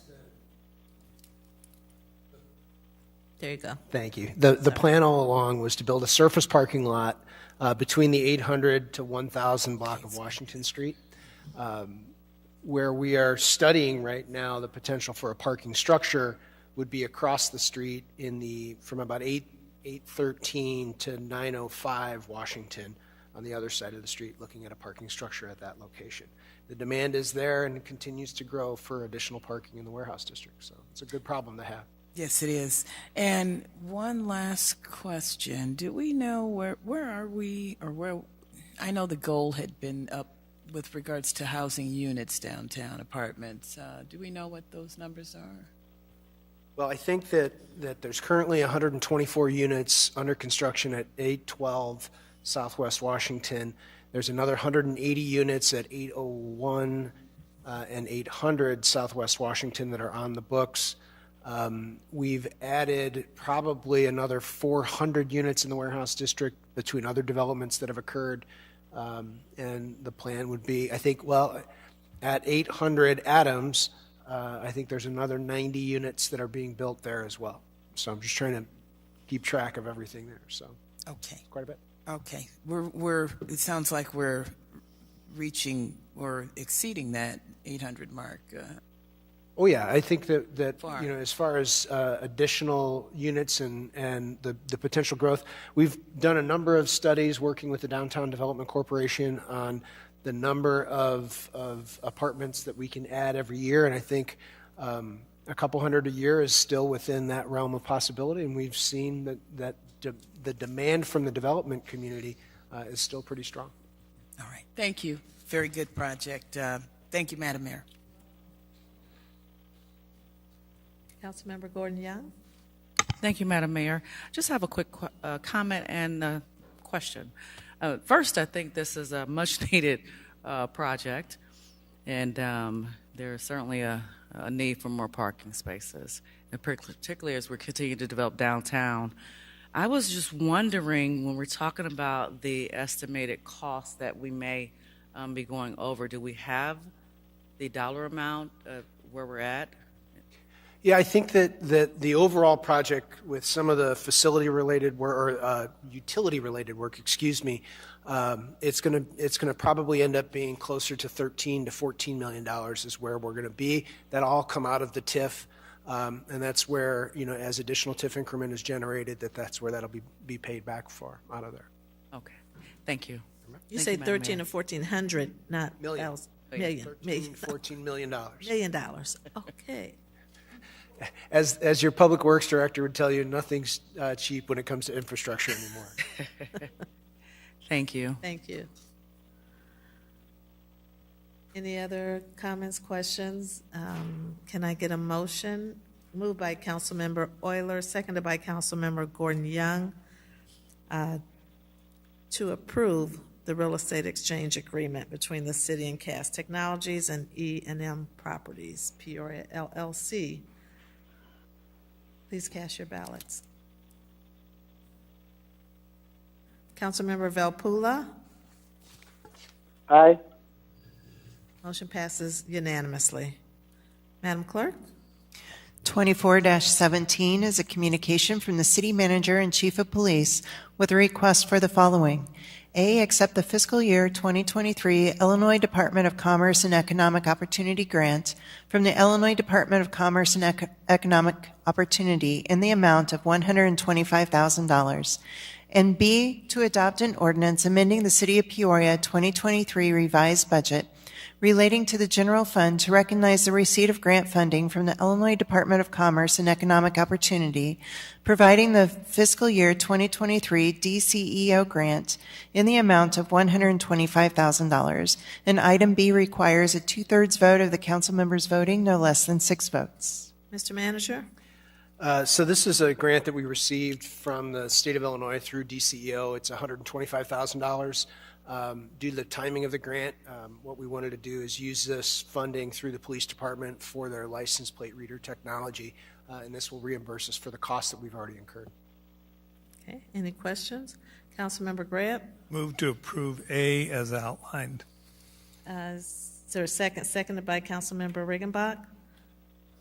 Move to approve A. Please cast your ballots. Councilmember Velpula? Aye. Motion passes unanimously. Councilmember Grant? Move to adopt the ordinance amending the budget as outlined in B for the receipt of grant funding from the Illinois Department of Commerce and Economic Opportunity. Seconded by Councilmember Riggenbach. Any questions, comments? Please cast your ballots. Councilmember Velpula? Aye. Motion passes unanimously. Madam Clerk? 24-18 is a communication from the City Manager and Chief of Police with a request for the following. A, to accept the fiscal year 2023 Illinois Department of Human Services grant from the Illinois Department of Human Services in the amount of $500,000. B, adopt an ordinance amending the City of Peoria 24-25 biennial budget relating to the general fund to recognize the receipt of grant funding from the Illinois Department of Human Services in the amount of $500,000. And this item requires a 2/3 vote of council members voting, no less than 6. C is to approve the release of 2 notices of funding opportunities in the amount of $250,000 for youth-related violence prevention grant activities and the amount of $105,000 for youth-related violence prevention microgrant activities, with recommendations to come to council for an internal staff review team. And D, to approve the remaining grant funding to be spent on police and fire explorer equipment in the amount of $100,000, supplies for the Peoria Role Model Project in the amount of $35,000, and grant writing 301 workshops in the amount of $10,000. Mr. Manager. Thank you, Madam Mayor. This is the grant that we discussed at the policy session that we had last month. It's $500,000 from the Illinois Department of Human Services. What we wanted to do with this, so obviously the first item, item A, is to just accept that grant. Item B is to create the budget amendment. And then item C is the approval of how we'll go about spending those dollars. And with that, what we're recommending is, as we discussed, the $250,000 for violence prevention funding to go out for the community. And there's the grant or the proposed RFP is listed in the packet. In addition, taking $105,000 and trying to work with smaller agencies that have kind of been left out in the past. And really, the police department has leaned in and said that they will work with those smaller agencies to ensure that their report writing and follow up and follow through is up to snuff, so that we can make sure that we're complying with the state's grant requirements. And then that leaves us then with a remaining $145,000 in the grant, and we have three recommendations here. The police and fire department's Explorer programs, funding equipment for those, funding the role model project, supplies for the role model project to match what came in through PNC Bank for that program. And then lastly, and this has been very well received by the community, is that our police department's grants team has been providing kind of grants 101 and 10201 and now 301 training for the community to try and build their grant management capabilities, and that's what the remaining $10,000 would be for. Because again, we have to spend these dollars by July 1, we have an internal review team that we're recommending to come back to you with recommendations, and that's going to include the chief of police, the community development director, the community development grants director, the city manager, and the police department's grants coordinator as well. So that's the team, and I think 4 of the 5 of us are here in the audience tonight. So, but we'll be making those recommendations with a very, very quick turnaround to try and get the dollars out the door and spent. So would those come back to the next council meeting?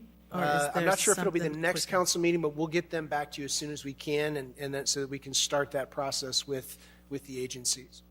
So we're trying to move as quick as we can on this, because we know that we have a very short window. Okay. Questions?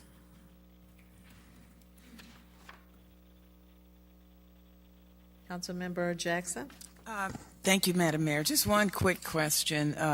You said, Mr. Manager, that the money must be spent by July 1st. That's correct.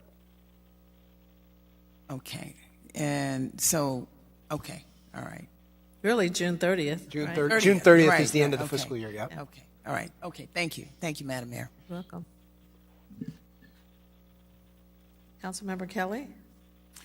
Thank you, Madam Mayor. I think this is should do a great deal of good for us. I'd like to move to approve item A. Is there a second? Second by Councilmember Allen. Discussion on item A. Councilmember Gordon Young? I was canceling. I was going to move. Oh, okay, sorry about that. Discussion on item A. Please cast your ballots. Councilmember Valpula? Aye. Motion passes unanimously. Councilmember Kelly? I'd like to move to adopt item B. Is there a second on B? Seconded by Councilmember Gordon Young. Discussion on item B. Madam Mayor, Councilmember Valpula?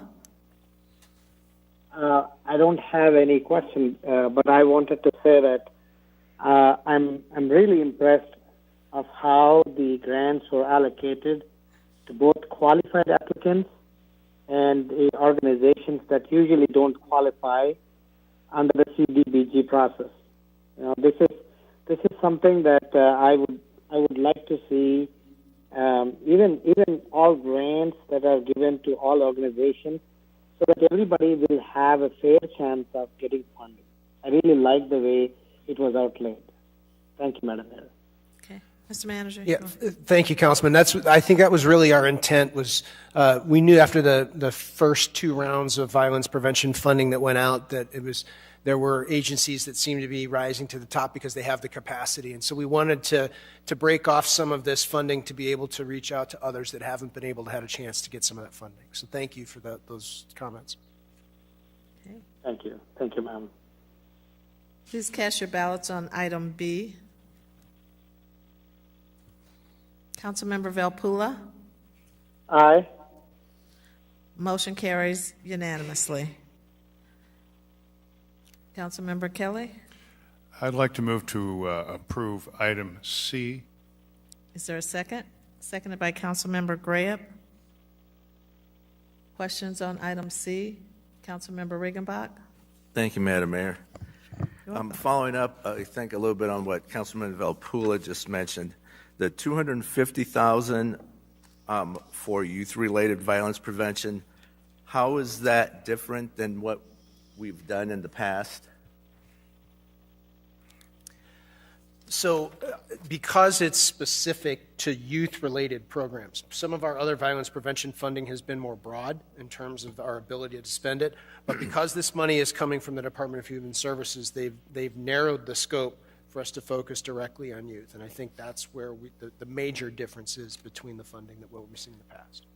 And would it be fair to say that organizations that have been awarded funds in the past and still have unspent money would not be considered for this additional resources since there's such a quick spend time frame? I'm not going to, I think that as we look at what we're going to do as far as the evaluation criteria, I'm not sure if we built that in. Maybe if Jenny, I don't believe that we built in unspent funds into that as a requirement.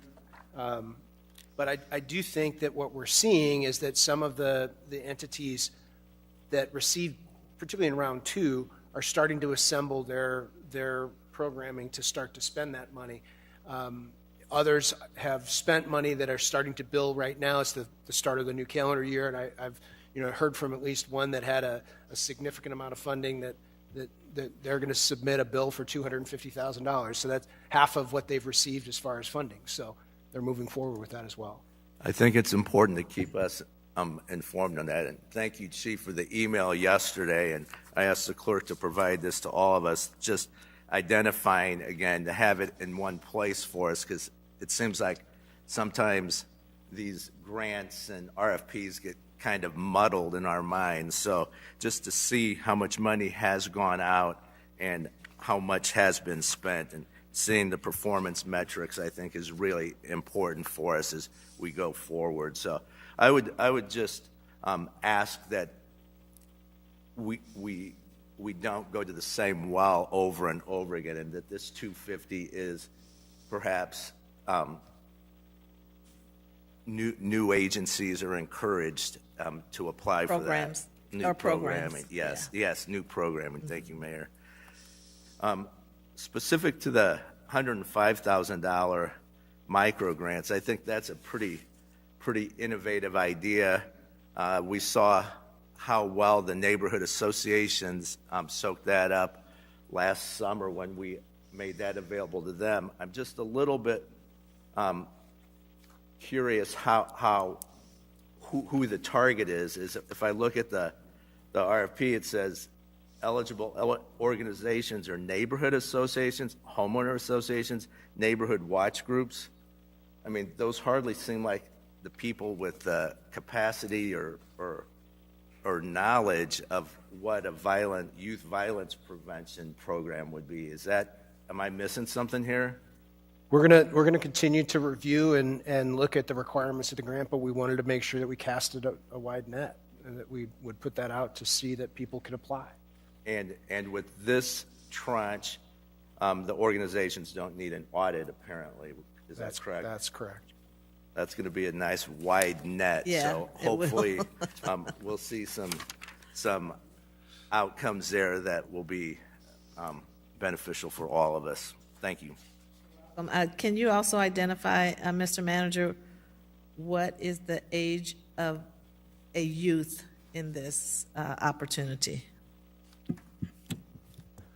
I believe that in youth here, we were talking 16 to 24, I think is what we're looking at here. What is it, 12 16 to to 24? 24. 16 to 24, okay. 16 to 24, okay. Okay, thank you. Councilmember Allen? Thank you, Madam Mayor. I'm glad to hear that we'll be looking to open the pool, if you will, of eligible organizations in programming to go for these funds. Just a question, and it may be a report back, but I think that for the public, they don't, not everyone understands the time of when we voted to allocate the previous allocations of violence prevention funds. From the time we voted to the actual time the agencies received the funds, there's a timeline there, and I think that maybe we need to provide that information to the public just so that way it manages expectations of return on investment and things of that nature. And so maybe that is something that you can put together a report back just to help the public understand that we have a lot of different investments out here, and this was the time where agencies received the funds and then got their programs in place. So that way everyone is just on the same page and expectations are managed, just so they know that we're good stewards of their funds and we're investing wisely. Thank you. You're welcome. Okay, please cast your ballots for item C. Councilmember Velpula. Aye. Motion passes unanimously. Councilmember Kelly. I'd like to move to approve item D. Can I get a second? Seconded by Councilmember Graham. Any questions, comments? Councilmember Riggenbach. Thank you, Madam Mayor.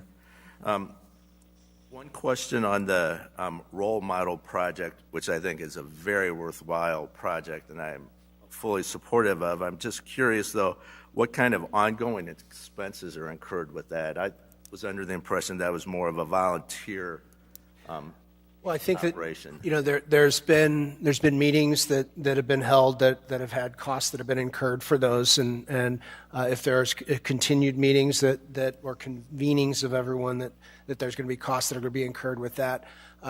There could be expenses that are incurred to encourage people to attend museums or things like that we might want to do as the role model program rolls out. That's the reason why we wanted to do this, is bring it as a match to the money that PNC Bank put up, to try and leverage that even more as the program has continued to grow. So we could potentially give scholarships, if you will, to the students for things. Wonderful. Thank you. Or stipends. There's also, this working relationship with the Peoria Riverfront Museum for events there, and those events sometimes require food or certain accommodations, and the Park District has been great about providing not waivers, but kind of tickets to their zoo and different facilities that they have. And the Riverfront Museum is a great venue to be able to take youth to, but there's some expense associated with that as well. Thank you. Any additional comments, questions? Please cast your ballots. Councilmember Velpula. Aye. Motion passes unanimously. Thank you, Mr. Manager. Thank you. Madam Clerk. We are at unfinished business. 23-399 is a communication from the City Manager and Director of Public Works with a request to approve the low bid from J.C. Dillon and award a contract for the storm sewer cleaning and inspection project in the amount of $293,398 with an additional authorization of $29,342 for contingencies for a total contract award of $322,740. Mr. Manager. Thank you, Madam Mayor. This was deferred at our last meeting, and I think that staff did put together a report back, and maybe if I could turn it over to Director Powers just to quickly walk through that, and then we'll go from there. Thank you, Mr. Manager, Mayor, Council. Again, there is a very detailed report back that provides background relative to this contract, it being a routine contract, how it's put together, how we try to be contiguous relative to work. Going back to the point the manager made, I think briefly earlier, infrastructure is not cheap. So we learned with sidewalks and any number of other programs where we try to bundle, bundle is not the right word. We try to do things geographically, contiguously, so that we get a more favorable bid response. So hence, we move this contract or this effort around the city annually. And invariably, it ends up in all districts. This year, it happens to be in 2, 3, and 4. Next year, it will include 1 and 5. In years out, it will, again, rotate, and then we have the city on a 10-year cycle. I could go very deep into this and just say, okay, some of what we're actually doing is televising along with cleaning, which is actually establishing within the stormwater utility where this is buried. Again, this is some old infrastructure in some cases where we don't even know just the condition, but where it exists. So this is an effort that is going through, again, a cyclic type event. I believe, again, the report back explains what's there. We've also explained what GPSD is doing within the first district. I would also state that the lion's share of a $100 million effort over the next 16 years is taking place within the first district. Next year alone, we're spending $22.5 million in infrastructure improvements alone, just infrastructure in the first district.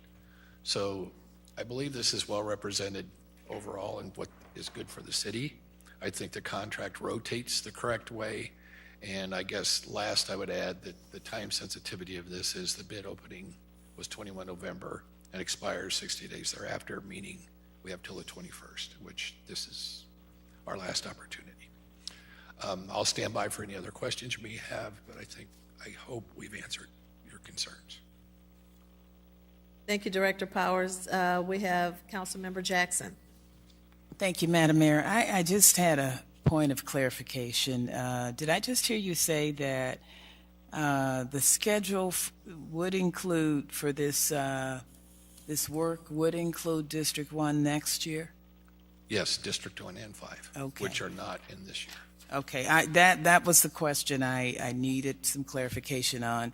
And, as I mentioned in the meeting that, some of our older neighborhoods are probably in worse shape. And I know that we've got the CSO work going on, but mind you, we probably would not have the CSO work going on had the federal government not told us to do it. Okay, so I appreciate your information, and I appreciate all the hard work that you all are doing. I just wanted to make sure that, given this 10-year cycle, we wouldn't be at the back end of it, because we've got deteriorating infrastructure, probably some of the worst in the city in District 1. So I appreciate your providing the information, and with that, I would like to make a motion to go ahead and approve item number 399. There were some more questions, Councilman? No. Okay. Actually, well, there may be one, but yes, seconded by Councilmember Graham. Thank you. Councilmember Sear? Thank you, Madam Mayor. Just one question, Mr. Manager. This contract won the healthiest fund we have, or pot of money, is our stormwater utility fee. Why are we not using stormwater utility fee to pay for this contract instead of the CIP? Well, this is, if I look at this, I think what as it's written, it's coming out of the community investment plan. We budget for that there, but I think this is coming out of the stormwater utility fund. It is coming out of the stormwater utility fund. Thank you, sir. Thank you, Madam Mayor. Yes, you're welcome. I don't see any more questions. I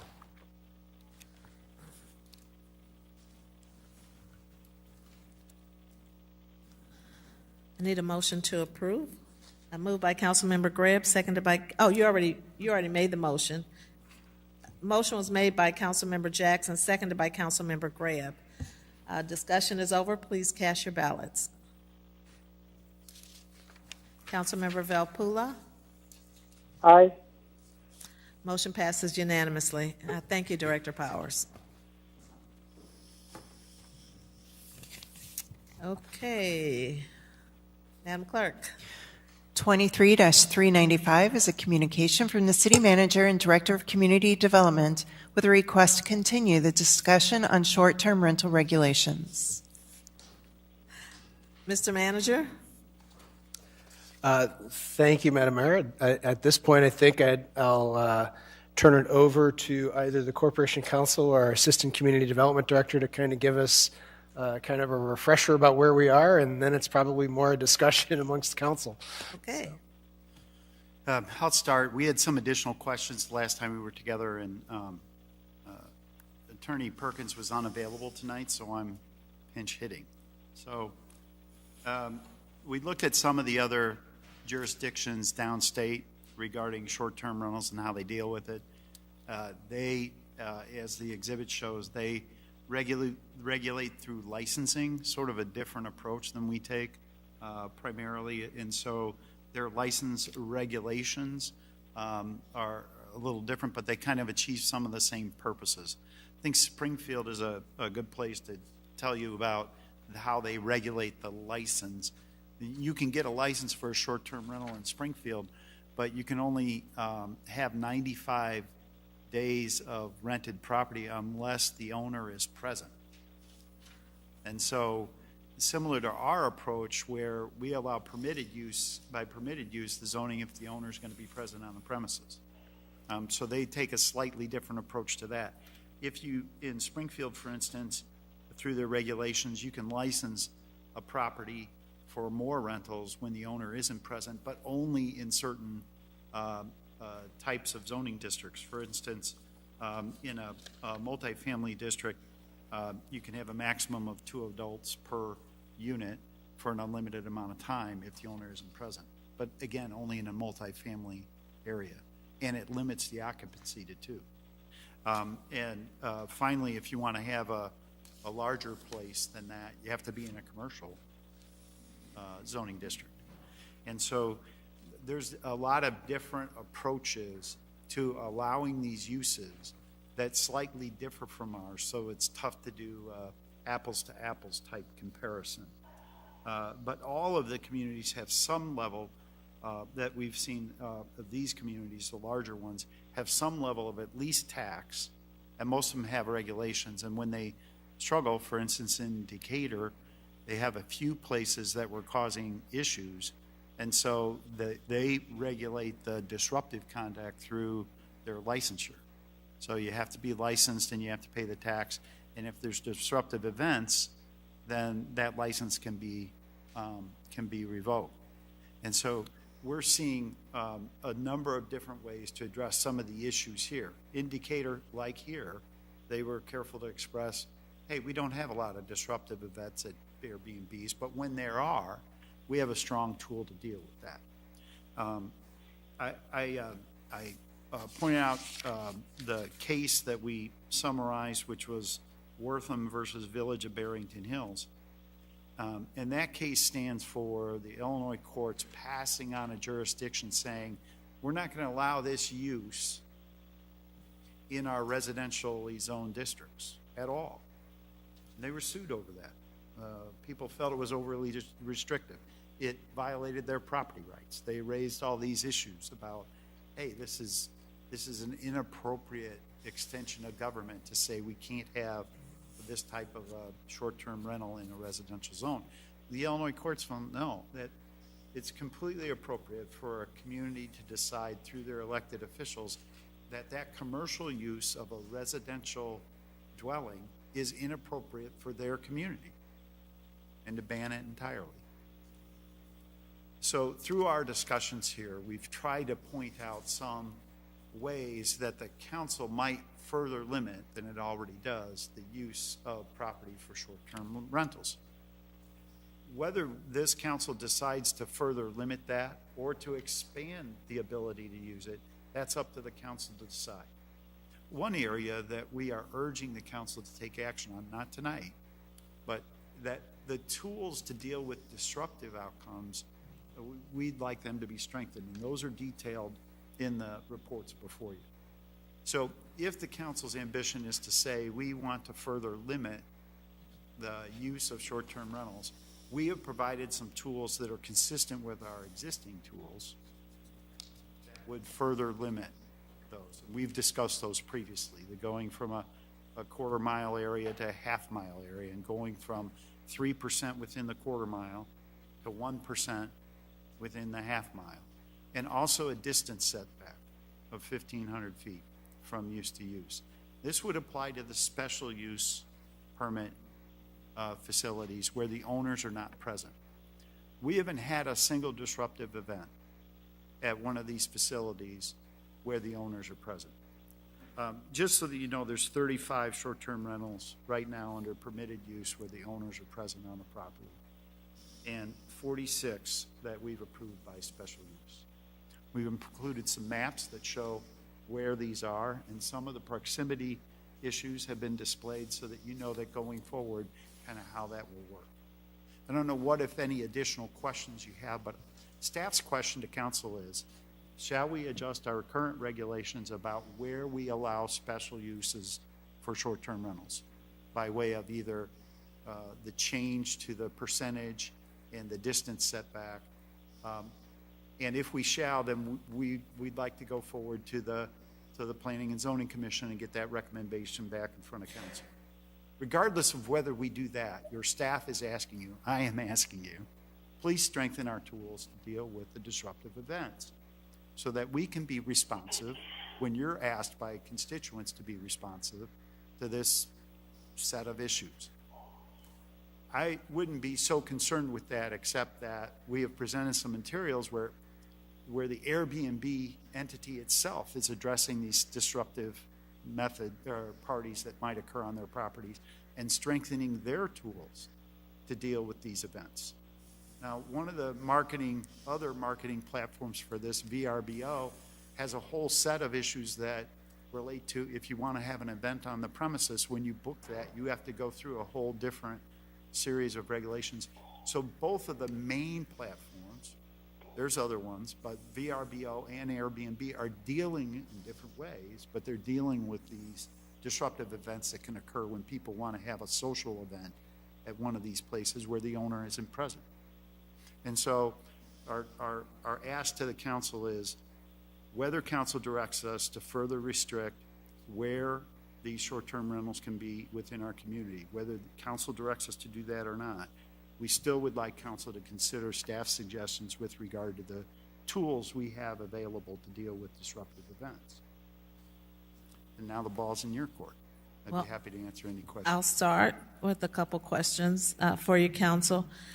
So first question is, staff is not recommending the removal or elimination of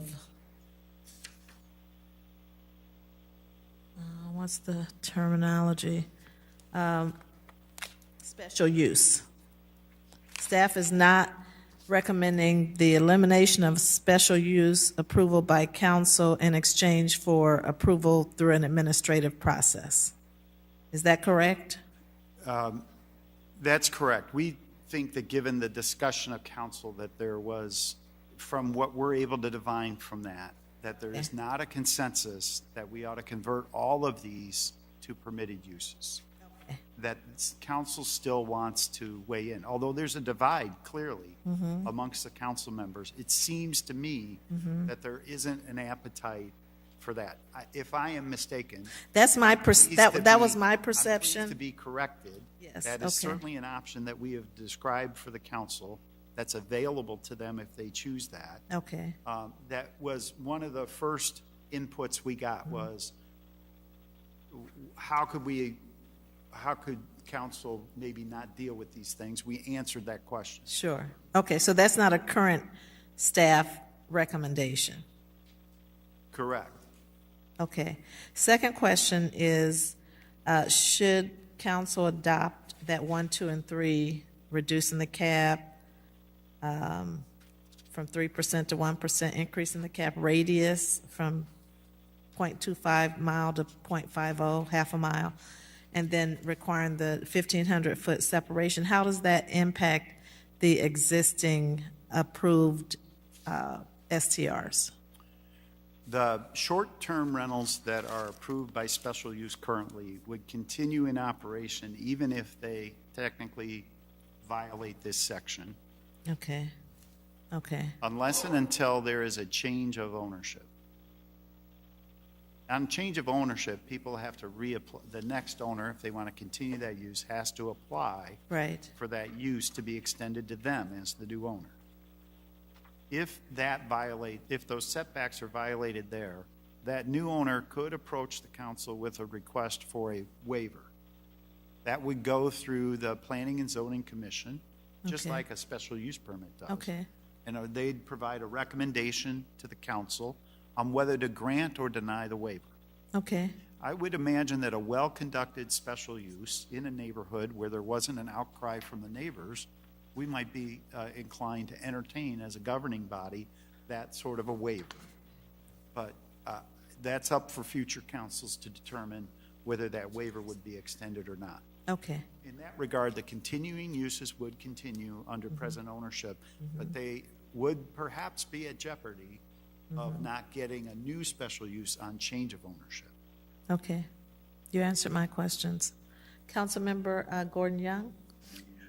Just a question for clarification, because it sounded like two different things. Like, one, are we having discussion about the recommendations,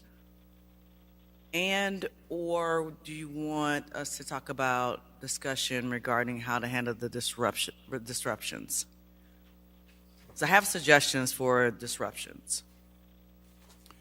So, yes, we need direction on whether to change our zoning ordinance from the council to go to the Planning and Zoning Commission and seek the changes that council wants us to pursue. Staff's made recommendations of what those changes would be based on all the inputs we've received. Some council members might not like the changes that staff's recommending, but we've tried to put together as best we can what the middle is on those zoning regulations.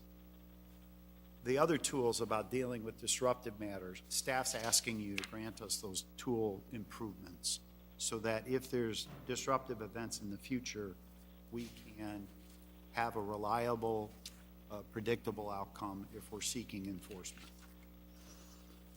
So we are asking for both, but timing-wise, we need direction on the zoning changes so we can go through planning. And I would like, if you would indulge us, to come back to you with that recommendation from planning and zoning with the suggestions for the changes as far as the regulatory tools at that time. Sure. Because depending on what the recommendations are out of planning and zoning, we might have to shift or modify those tools. Thanks. Thank you. So when you go to planning and zoning, would there be any kind of public hearing related to those changes? It will happen at planning and zoning, not here then? Okay, got it. Councilmember Euler. Thank you, Madam Chairwoman. Can you address, are there actual changes in here regarding current actively used short-term rentals? Because it seems like all of the discussion has been around making it more difficult to get one, more restrictive, not really addressing the real problem that I hear being talked about, which is some that are non-compliant. The changes that are detailed in the report, in the code section, deal with existing uses and how staff can process a revocation of an existing special use permit. Those are the enforcement tools we're asking for to be improved, so we have a more predictable outcome. And so if you look at the starting on page 3 of the report, it details the license regulations, and we've included the current regulations along with the suggested modifications. And so those, the deletions would be the stricken language, and the underlying language is additional. One area where I'd point out to you is when originally adopted, it would allow up to 4 valid complaints received on any one property within a 6-month time frame. I think we need a stronger tool. And so we're asking to allow staff to have the discretion to process a revocation on a single disruptive event. Whether we do that or not will be what Councilman Vespa is currently nodding his head. We would exercise some prosecutorial discretion here about when that would be appropriate or not. And so that would give staff a tool, and the idea is to get compliance among a large group of licensed entities with a very strong tool for staff to have the credibility to approach them and say, If this happens, we can revoke your special use permit. Or perhaps, if it was not a terribly disruptive event, staff's determined that if there's any repeat of this, we have the ability to revoke it. But you give that discretion to your staff, so we have the ability to negate these episodes right away. I totally support that. It is that most of the conversation has centered around making it more restricted to even get one, not about actually addressing the problem that I hear being brought to a front. Thank you. Thank you very much. Welcome. Councilmember Vespa. Thank you, Thank you, Madam Mayor. I was going to address that same language. I think it's very good language. Originally, it said you needed 4 valid complaints regarding any one property within a 6-month time frame. So the question would be, what constitutes a valid complaint? Now it just says, or the proposed change would say that you need any complaint received regarding any one property. So that gives us a lot of discretion. There are some times where, there could be damage to a neighbor's property. There could be a very big event. So, maybe one strike is enough. I do like that. Just wanted to put that out there. I think these are, it's a good enforcement mechanism. Thank you. Thank you, Madam Mayor. You're welcome. Councilmember Sear. Thank you, Madam Mayor. I believe we had a great discussion last meeting and will be again tonight. The work we're doing, I believe, is man-made, which means it will not be perfect. But I believe what we have in front of us is definitely a huge improvement to what we had before. So I want to say, number one, and we all have different management style. All of us do. I'm not a micromanager, and some of us, or some of you guys, are micromanagers. Okay? But to me, it doesn't mean that we need to insult one another. We just need to accept different styles. So, and not being a micromanager doesn't mean that you're not accepting your responsibilities as a councilman. So, what I'm going to do tonight, I'm going to be I'd like to make a motion, similar motion to the last one, but I won't add the staff. I mean, I believe in our staff, Joe, Leah. We have qualified staff. They know their job, and as a manager, I like to give responsibility to the people I paid. And people that are on the team, I let them do their job, basically. So that's why I made my motion the way I did last time. But obviously, the majority did not like that. But I'd like to make a motion right now that we move to accept the 3 original recommendations from the staff, and then we accept the improvement for the strength of the rules that they want to start. So this would be my motion, and just leave it at that for now, and hopefully most of people will agree around the horseshoe to that motion. Seconded by Councilmember Euler. Let's continue the discussion. Councilmember Allen. Thank you, Madam Mayor. And I think that we have learned a lot over the last, we've been doing this now. I think this goes back a few years, actually, because I know that short-term rentals have been along even before we had an ordinance. But I do commend the work of the staff. Just a clarifying question, and you may have this information, Assistant Director Allison. I meant to reach out to you before. Do we have any current neighborhoods that are at the 3% threshold per our current ordinance? I do believe we have just a few that may have met their maximum allowed.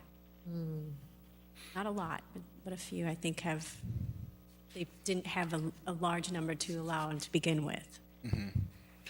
Okay, that was something I just wanted to ask, just to be mindful, because I can see some apprehension there of you all changed the ordinance now. We already got our 3% max, and so just kind of being mindful. Obviously, whoever's approved, if this passes tonight, will be grandfathered in, but just something to be mindful and how we want to maybe communicate with them, and just be empathetic and understanding to maybe some of their concerns. I do appreciate Councilman Sears' motion, and I think that the work that you all have done is a good happy median of respecting our residents that are making the biggest investment that most people do, and that's home ownership, while also to respecting those who want to pursue this as a business opportunity as well too. And so we'll continue to keep learning and growing from it, and hopefully our residents understand and our citizens understand that we're not perfect, and just have patience and give us grace as we continue to keep navigating this. Thank you. Thank you, Madam Mayor. Thank you, Councilman Allen. And just in follow-up to his question, how would we handle those that are in the queue? Or how would you recommend we handle those? How many do you think they are, Director Allison? Well, so there, I believe you'll have one more short-term rental to review at your next meeting. Okay. The February Planning and Zoning Commission agenda has, I believe, one queuing into that. Okay. So there's certainly one more coming, possibly two, before regulations could be modified. Okay. So there's potentially three. No, just One that's coming. Two, total two. Total Sorry, two, not total two. three. Yeah. Total two. So how would you recommend that we handle that? That they would operate under the existing rules, not under the Correct. change rules? Yeah. Corporation Counsel, you have a comment too?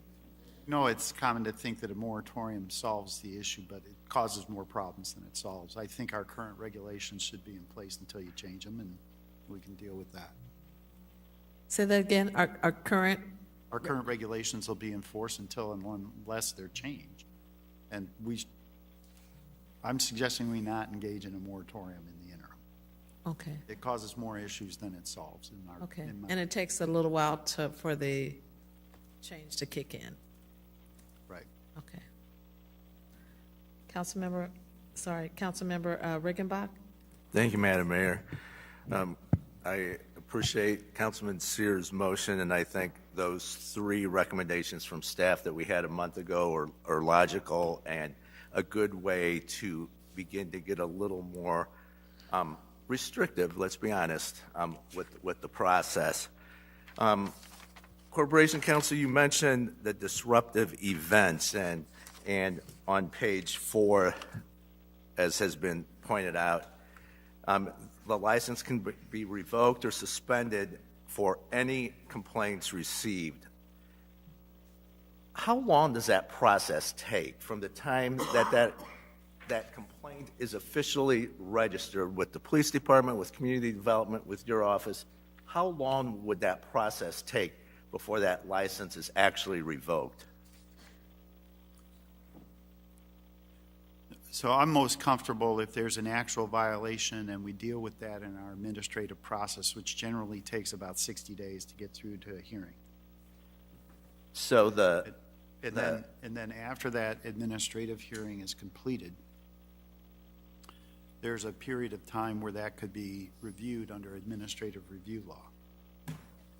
So if we get to the point where we get an outcome and there's no appeal of that to administrative review law, that's another 35 days, then we would process the revocation by sending a letter saying it's revoked. So I've described a period of time that's 95 days long. There's a couple mailing periods in there that might make it a little longer or shorter. And so from the event to that outcome, somewhere around 90 to 100 days. And the operator, could the license be suspended during that time frame, or would they be allowed to continue renting it for that 100-day time frame?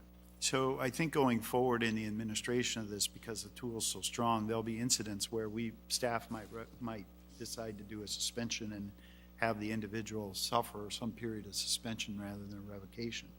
I think that would be a negotiated outcome, and that could take effect rather immediately. Or we might determine at that 90th day, rather than to revoke, to say that your license is going to be suspended for 90 days or 6 months or a year, so that we can, penalize the conduct without absolutely taking away the right. Staff makes these kinds of decisions in other arenas all the time, and those are the kinds of decisions that you would see us making in the future. As a man of faith, I believe in grace, and the concept of one and done is a little bit harsh, but after seeing some of the egregious actions that we've seen in our neighborhoods, I think one and done is an appropriate response. So I would encourage you to make that revocation as strong and clear and forceful to all operators as possible.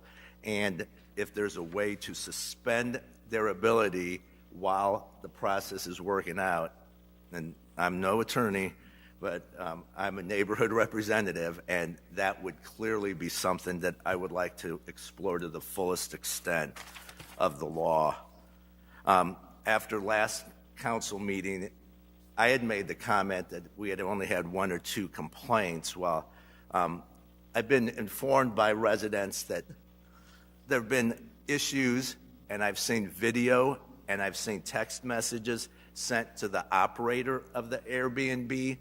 I'm pleading for help with nothing being done. I'm like, why didn't you call the police? Well, you guys didn't listen to us when we said we didn't want it, so why would you listen to us now? Kind of a slam, I think, to our enforcement process. But I'm telling you that story to let you know that there are more incidents out there than are called into the police. And I can't quantify that, but I know firsthand from my residents, and the 3rd District has a fair share of these, that is happening. I would be curious, Corporation Counsel, if you could talk a little more on the VRBO event regulations, because that's intriguing to me, because if VRBO is making it clear that this is for single-family usage or 6 adult usage, and you want to have a family reunion, you need to go through some other hoops. Is that what I understood you saying? Right. So VRBO has more of a week-long vacation model or longer. They typically are dealing with situations where the owner is not on premises. That's one of their main marketing points. They are in the vacation home business as opposed to a weekender type thing. And so some of those venues are very lovely, large, and places where you would naturally perhaps want to have an event, a party, that type of thing, and gathering. And VRBO has some regulations, insurance requirements, things like that. So I think they cautiously engage in that with a structure that allows them to predict a successful event without a lot of disruption outside of the property. And so it's not like they're marketing, the equivalent of Animal House. They're renting out ski in, ski out facilities and vacation homes on lakes and things like that where they're built for entertainment. And they expect that, and they can support that in a way that isn't disruptive to the neighboring properties. Would that be a stipulation we could add to our process that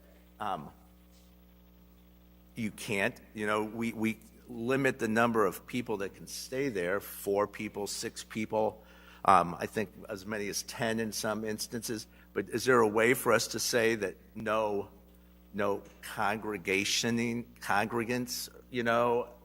would that be something we could look at? Well, we're going to be enforcing the occupancy limits, and that's how we're going to negate gatherings. And because the predominant area in Peoria, where the VRBO or where these facilities are adjacent to or near other residences, we're not going to be initially encouraging any kind of gatherings beyond the individuals that are renting the place. So I don't think we're going to flip to that VRBO model right away. Yeah. I think if we got there, we'd probably come back with some kind of idea about in the downtown footprint, the Forum districts perhaps, where we're more in an entertainment district, that type of thing, that we might entertain it. But I don't think our neighborhoods would support that right now. If that's a direction from council, we could. Well, no, I mean that to prohibit it. Yeah. Right now, it's my view that our ordinance, the way that we've adjusted it, we're going to be able to address that. Who will be enforcing the occupancy limit? Will that be based on complaint-driven? Anything else, it's going to be based on complaint. We don't have the capacity to be vigilant on all these sites when there's a rental. But on complaint, one of the tools that we're going to provide to our law enforcement folks is all the roster of the short-term rental places, all the contact information, and have them briefed up on the fact that they're to, write reports so that we can process through Leah's department the violations of the different codes and things, including an over-occupancy ticket, if that's the method we're going to use to create the violation. And then off the back of that, we'll do the revocations or suspensions. As we've been talking about this specifically since the last meeting, I've given a lot of thought to some of the comments about the special use process that were made, because Councilman Sears' original motion was to make all Airbnbs permitted uses, as I recall. And there was a number of council members who spoke up saying we need to be more respectful of the neighborhoods and listen to what they say. Well, that really struck me, and I had to stop and think about the neighborhoods that I have been contacted by. There's 3 major homeowner associations in the 3rd District, which all have or in the process of amending their bylaws to prohibit Airbnb, short-term rentals, in their subdivisions. There's a number of neighborhood associations and neighborhoods that don't have HOAs, so they don't have that option. I wonder how many of us, and I'm looking at myself, who vote for these consistently, does your HOA prohibit them? I think it's important for us to realize I have not had one call. We've approved 46 of these. I don't think I've had one neighborhood association or HOA call me and say, you know what, we can't wait for this Airbnb to open. They have been consistent voice against it. As we look at becoming more restrictive, I'm going to support the motion on the floor tonight and want that to go through. I think we need to take a hard look at whether or not we continue to allow these to be in the R2, R3, and R4 single-family neighborhoods. And that's a 180 for me, I'll admit it, but hearing what my colleagues said about listening to the neighborhoods, hearing what my neighborhoods have been telling me, I think that's something that we need to consider. Not tonight, not at the next Planning and Zoning Commission. We're making some changes. We're increasing enforcement. Maybe that will be enough to deter it, but I want to put that out there that is our nuclear option, ladies and gentlemen, and I don't think we should say no to that. I think we need to leave that card on the table and see how this plays out, because it's clear that the neighborhood folks don't want it. I'd like to hear anybody disagree with that. And Corporation Counsel, one last question, and I'll wrap it up here, I promise. I do need to get a little clarification on what was talked about, business opportunities. And you referenced these Airbnbs are a business, and I'm sorry I keep saying Airbnb. These short-term rentals are a business. What was the lawsuit that you referenced that a municipality tried to restrict it, and then they were sued over property rights? Right. In the council communications, we detailed the Wortham versus Village of Barrington Hills. Ultimately, Barrington Hills was successful in defending their absolute ban of short-term rentals in the residential areas. And so, that's at least one example of the extreme on regulation versus the extreme on permissiveness that we've tried to express to council. You have a wide lane here to develop what level of regulation, restrictive or permissive, you want to strike for the city of Peoria. So that was there to just at least support that you have this ability to regulate here and to prohibit. if you choose to. And that was upheld by the appellate court. Yes. And for those that say we're taking away the rights of the property owner, frankly, doesn't government do that frequently?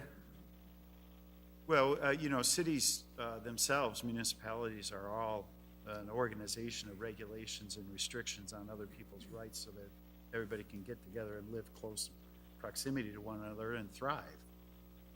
And so, there's government regulation.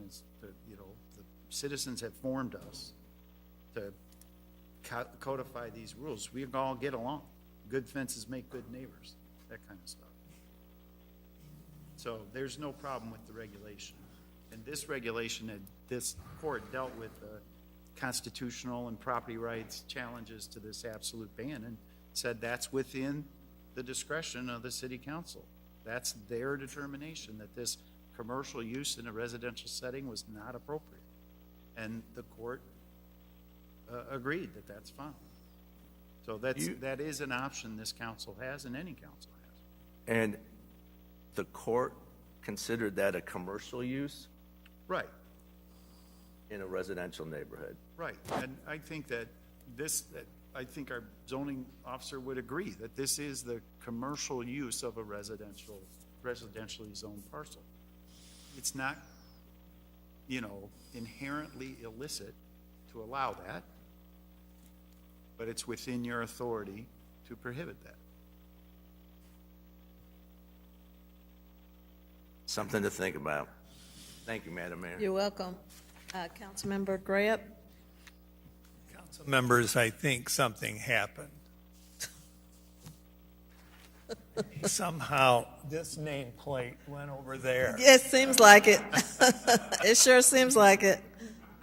I have the greatest respect for Councilman Riggenbach and all of my colleagues, and the one thing that I wanted to come out of this meeting tonight was basically we don't upend the special use process with the final okay coming from the elected leadership. Yes. That's what I really wanted to have come out of it. We have many more good things, I think, that have come out of it, and I appreciate the teamwork on this. Mm-hmm. Thank you. Yes. Councilmember Gordon Young? Yes. Thank you, Madam Mayor. Corporate Counsel Hayes, I think you may have touched on it. One of the suggestions I was going to make regarding the disruptive behavior was that we get those STRs address and owners as well as their contact information in the CAS system. And of course, they'll be working with Director Blaney. That is something that can be done tonight. But just like with all businesses, the owner or the contact information is always in that system. So if there's any incident that police, fire, or any related entity have with that particular place, they can contact someone. And I'm saying this to say that if we have that system in place, then perhaps there won't be 3 days of disruptions. That owner would have been notified day one that there's been a violation, because I imagine they have that clause perhaps in their contract. So again, if that's not in place, that's something that we can consider. Because how will they know that there's been an incident? Why does it happen 2-3 days in a row? That's one way to curtail that, and that can be done immediately. We'll take action on that tomorrow. Thank you, Councilman. Thank you. Good. Thank you, Madam Mayor. Thank you. There's one more light. Councilmember Kelly. Thank you, Madam Mayor. Welcome. Just some clarification, Council. We have a maximum of 6 adults. That's also restricted by the amount of bedroom square footage. Is that correct under our zoning regulations? I need to phone a friend here. That is correct, sir. Yes. Okay. Thank you. When we have a short-term rental that applies, are we aware of that square footage within that property? When we review applications and through that process, yes, we do inspections and we ask for square footage of bedrooms.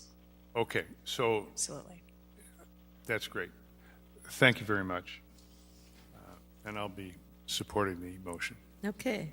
You didn't know you were going to get a vote out of this tonight, but it looks like there's going to be a vote on this tonight. If there's no more questions, we have a motion made by Councilmember Sear. Can you repeat that motion? Was to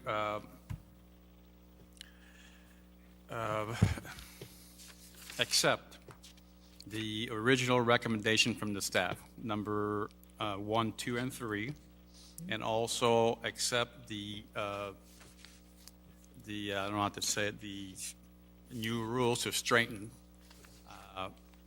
our rules, I guess. Tools or Or tools, yeah, to strengthen our tools. Thank you. Okay, and it was seconded by Councilmember Euler. Looks like no more discussion. Please cast your Madam Mayor, ballot. Yes. Just for clarification, Oh, you need a clarification? do we consider the tool changes, license regulation changes to be a first reading? We'll come back with that ordinance when we have the recommendations from the Planning and Zoning Commission. Okay. Thank you. The 3. Okay. Councilmember Greb? Mayor, just one clarification. And encapsulated in that motion is an understanding that we would continue with the special use permit. Thank you. Yes, we would, and then also those 2 in the queue will be treated Right. under the old rules. Right. Right, okay. All right, you got all that, Madam Clerk? I think so. Okay. I don't know how you keep up, honestly. Challenge sometimes. Please cast your ballots. Councilmember Velpula? Aye. He said yes? Yes. Motion passes unanimously. Good. All right. Keep us going, Madam Clerk. Okay, the next 2 items are out of order as to what is customary, so I ask that we go ahead and do new business before we have citizens' opportunity to address the council. Okay, well, I'm going to ask under new business that that Director Powers, that you come up and give us an update on our snow event.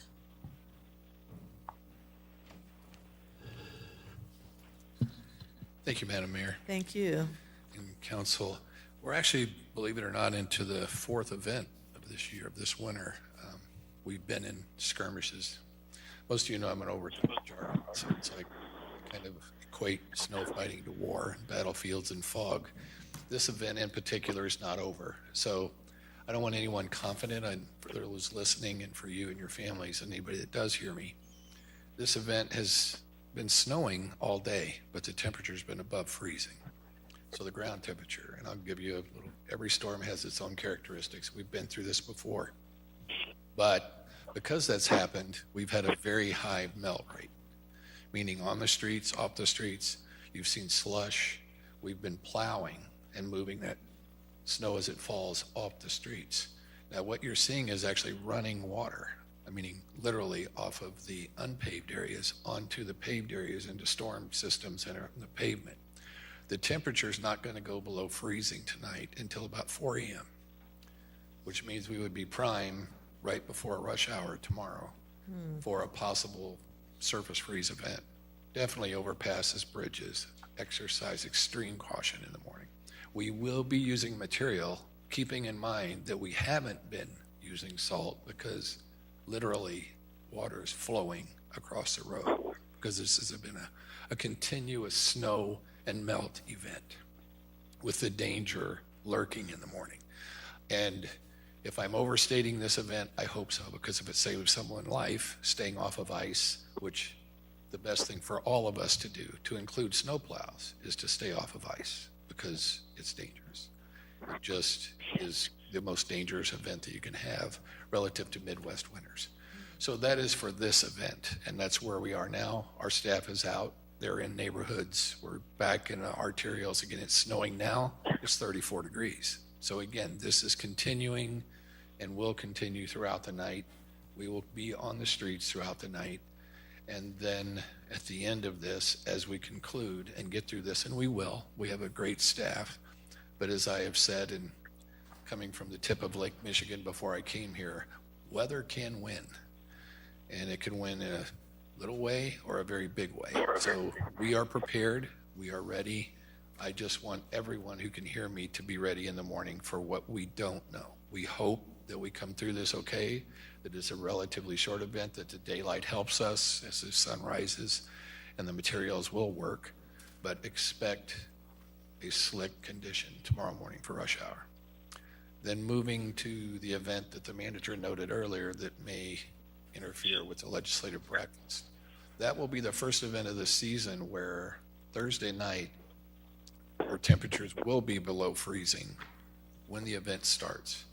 Right now, we're looking at a possibility of 1 to 3 inches overnight Thursday night, and then 5 to 8 When? on top of that all day Friday, an additional 1 to 3 Friday night.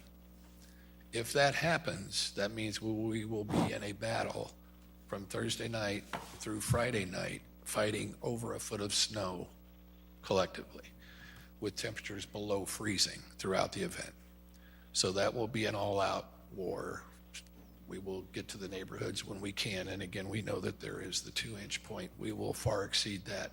It will likely delay us getting there, but we will get there. And again, so I can't reinforce enough, please stay off the emergency snow routes as far as parking. I will be communicating with the manager relative to if we need to expand that. I don't believe we will. It is going to be a snow event. It's unique, but it's snow and it's going to be cold. And then it's going to get real cold. So I really just wanted to speak to the council, to anybody that again might be listening, watching me, just please be careful and exercise caution for the remainder of this evening and then it's coming up. Hopefully the characteristics of the storm change because they can, but we are expecting a big one. So thank you, Mayor. I appreciate the opportunity. Thank you for the update, and thank you for all your work in keeping us safe, keeping the roads clean, and you and your entire team, Director Powers. Thank you. Thank you, Captain. So, Manager, this is why we're worried about Friday's legislative breakfast. Friday could be 6 to 8 inches. Ouch. Okay. We'll know on Thursday what the decision is. Okay. But it's going to be on either way. If we're either going to be in person or we're going to be virtual. Okay. Any other new business? Councilmember Riggenbach? Thank you, Madam Mayor. 2 quick things.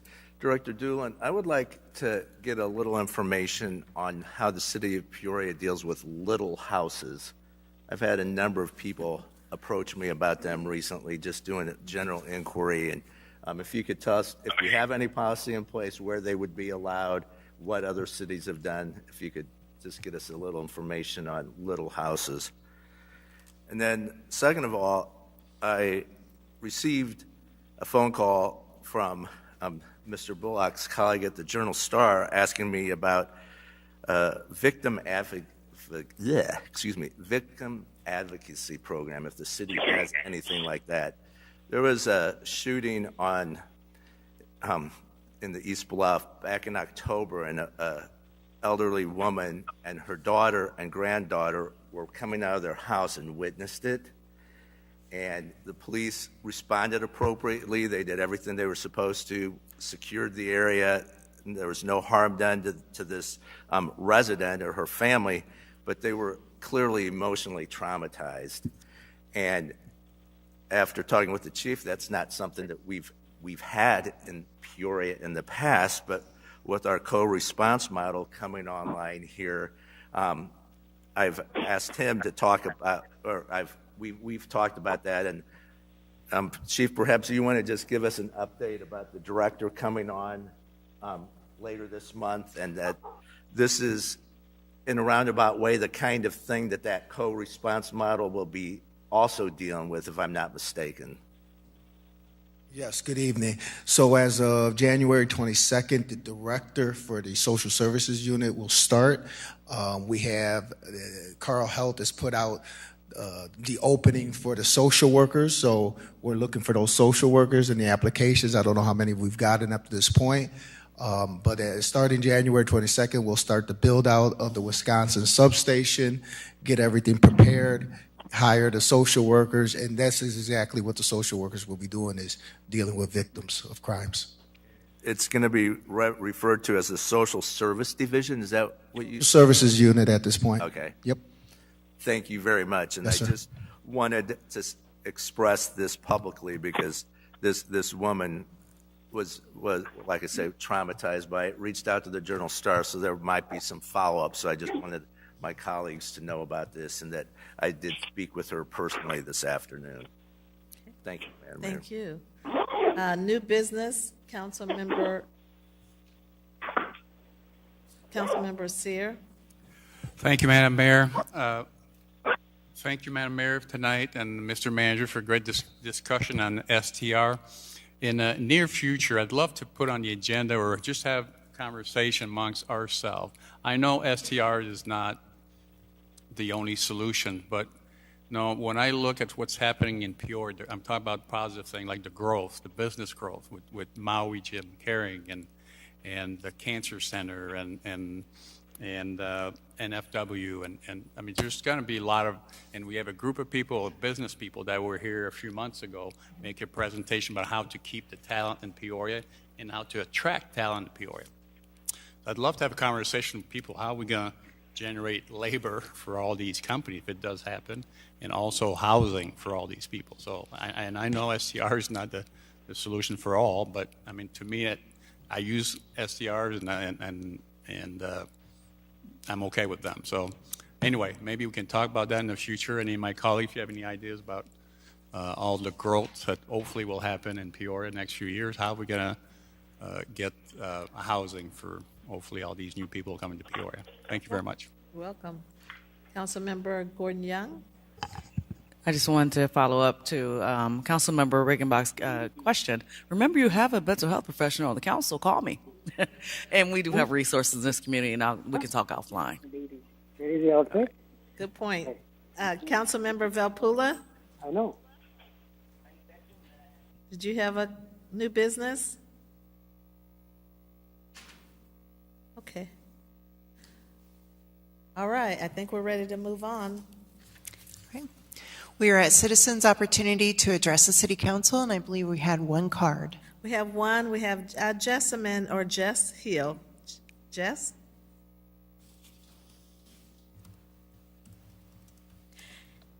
Hello, Mayor Dr. Ali and the City Council and the Horseshoe. I'm Jessamine Hill of the Central Illinois Homeschoolers Resource Guide, or CIHRG for short.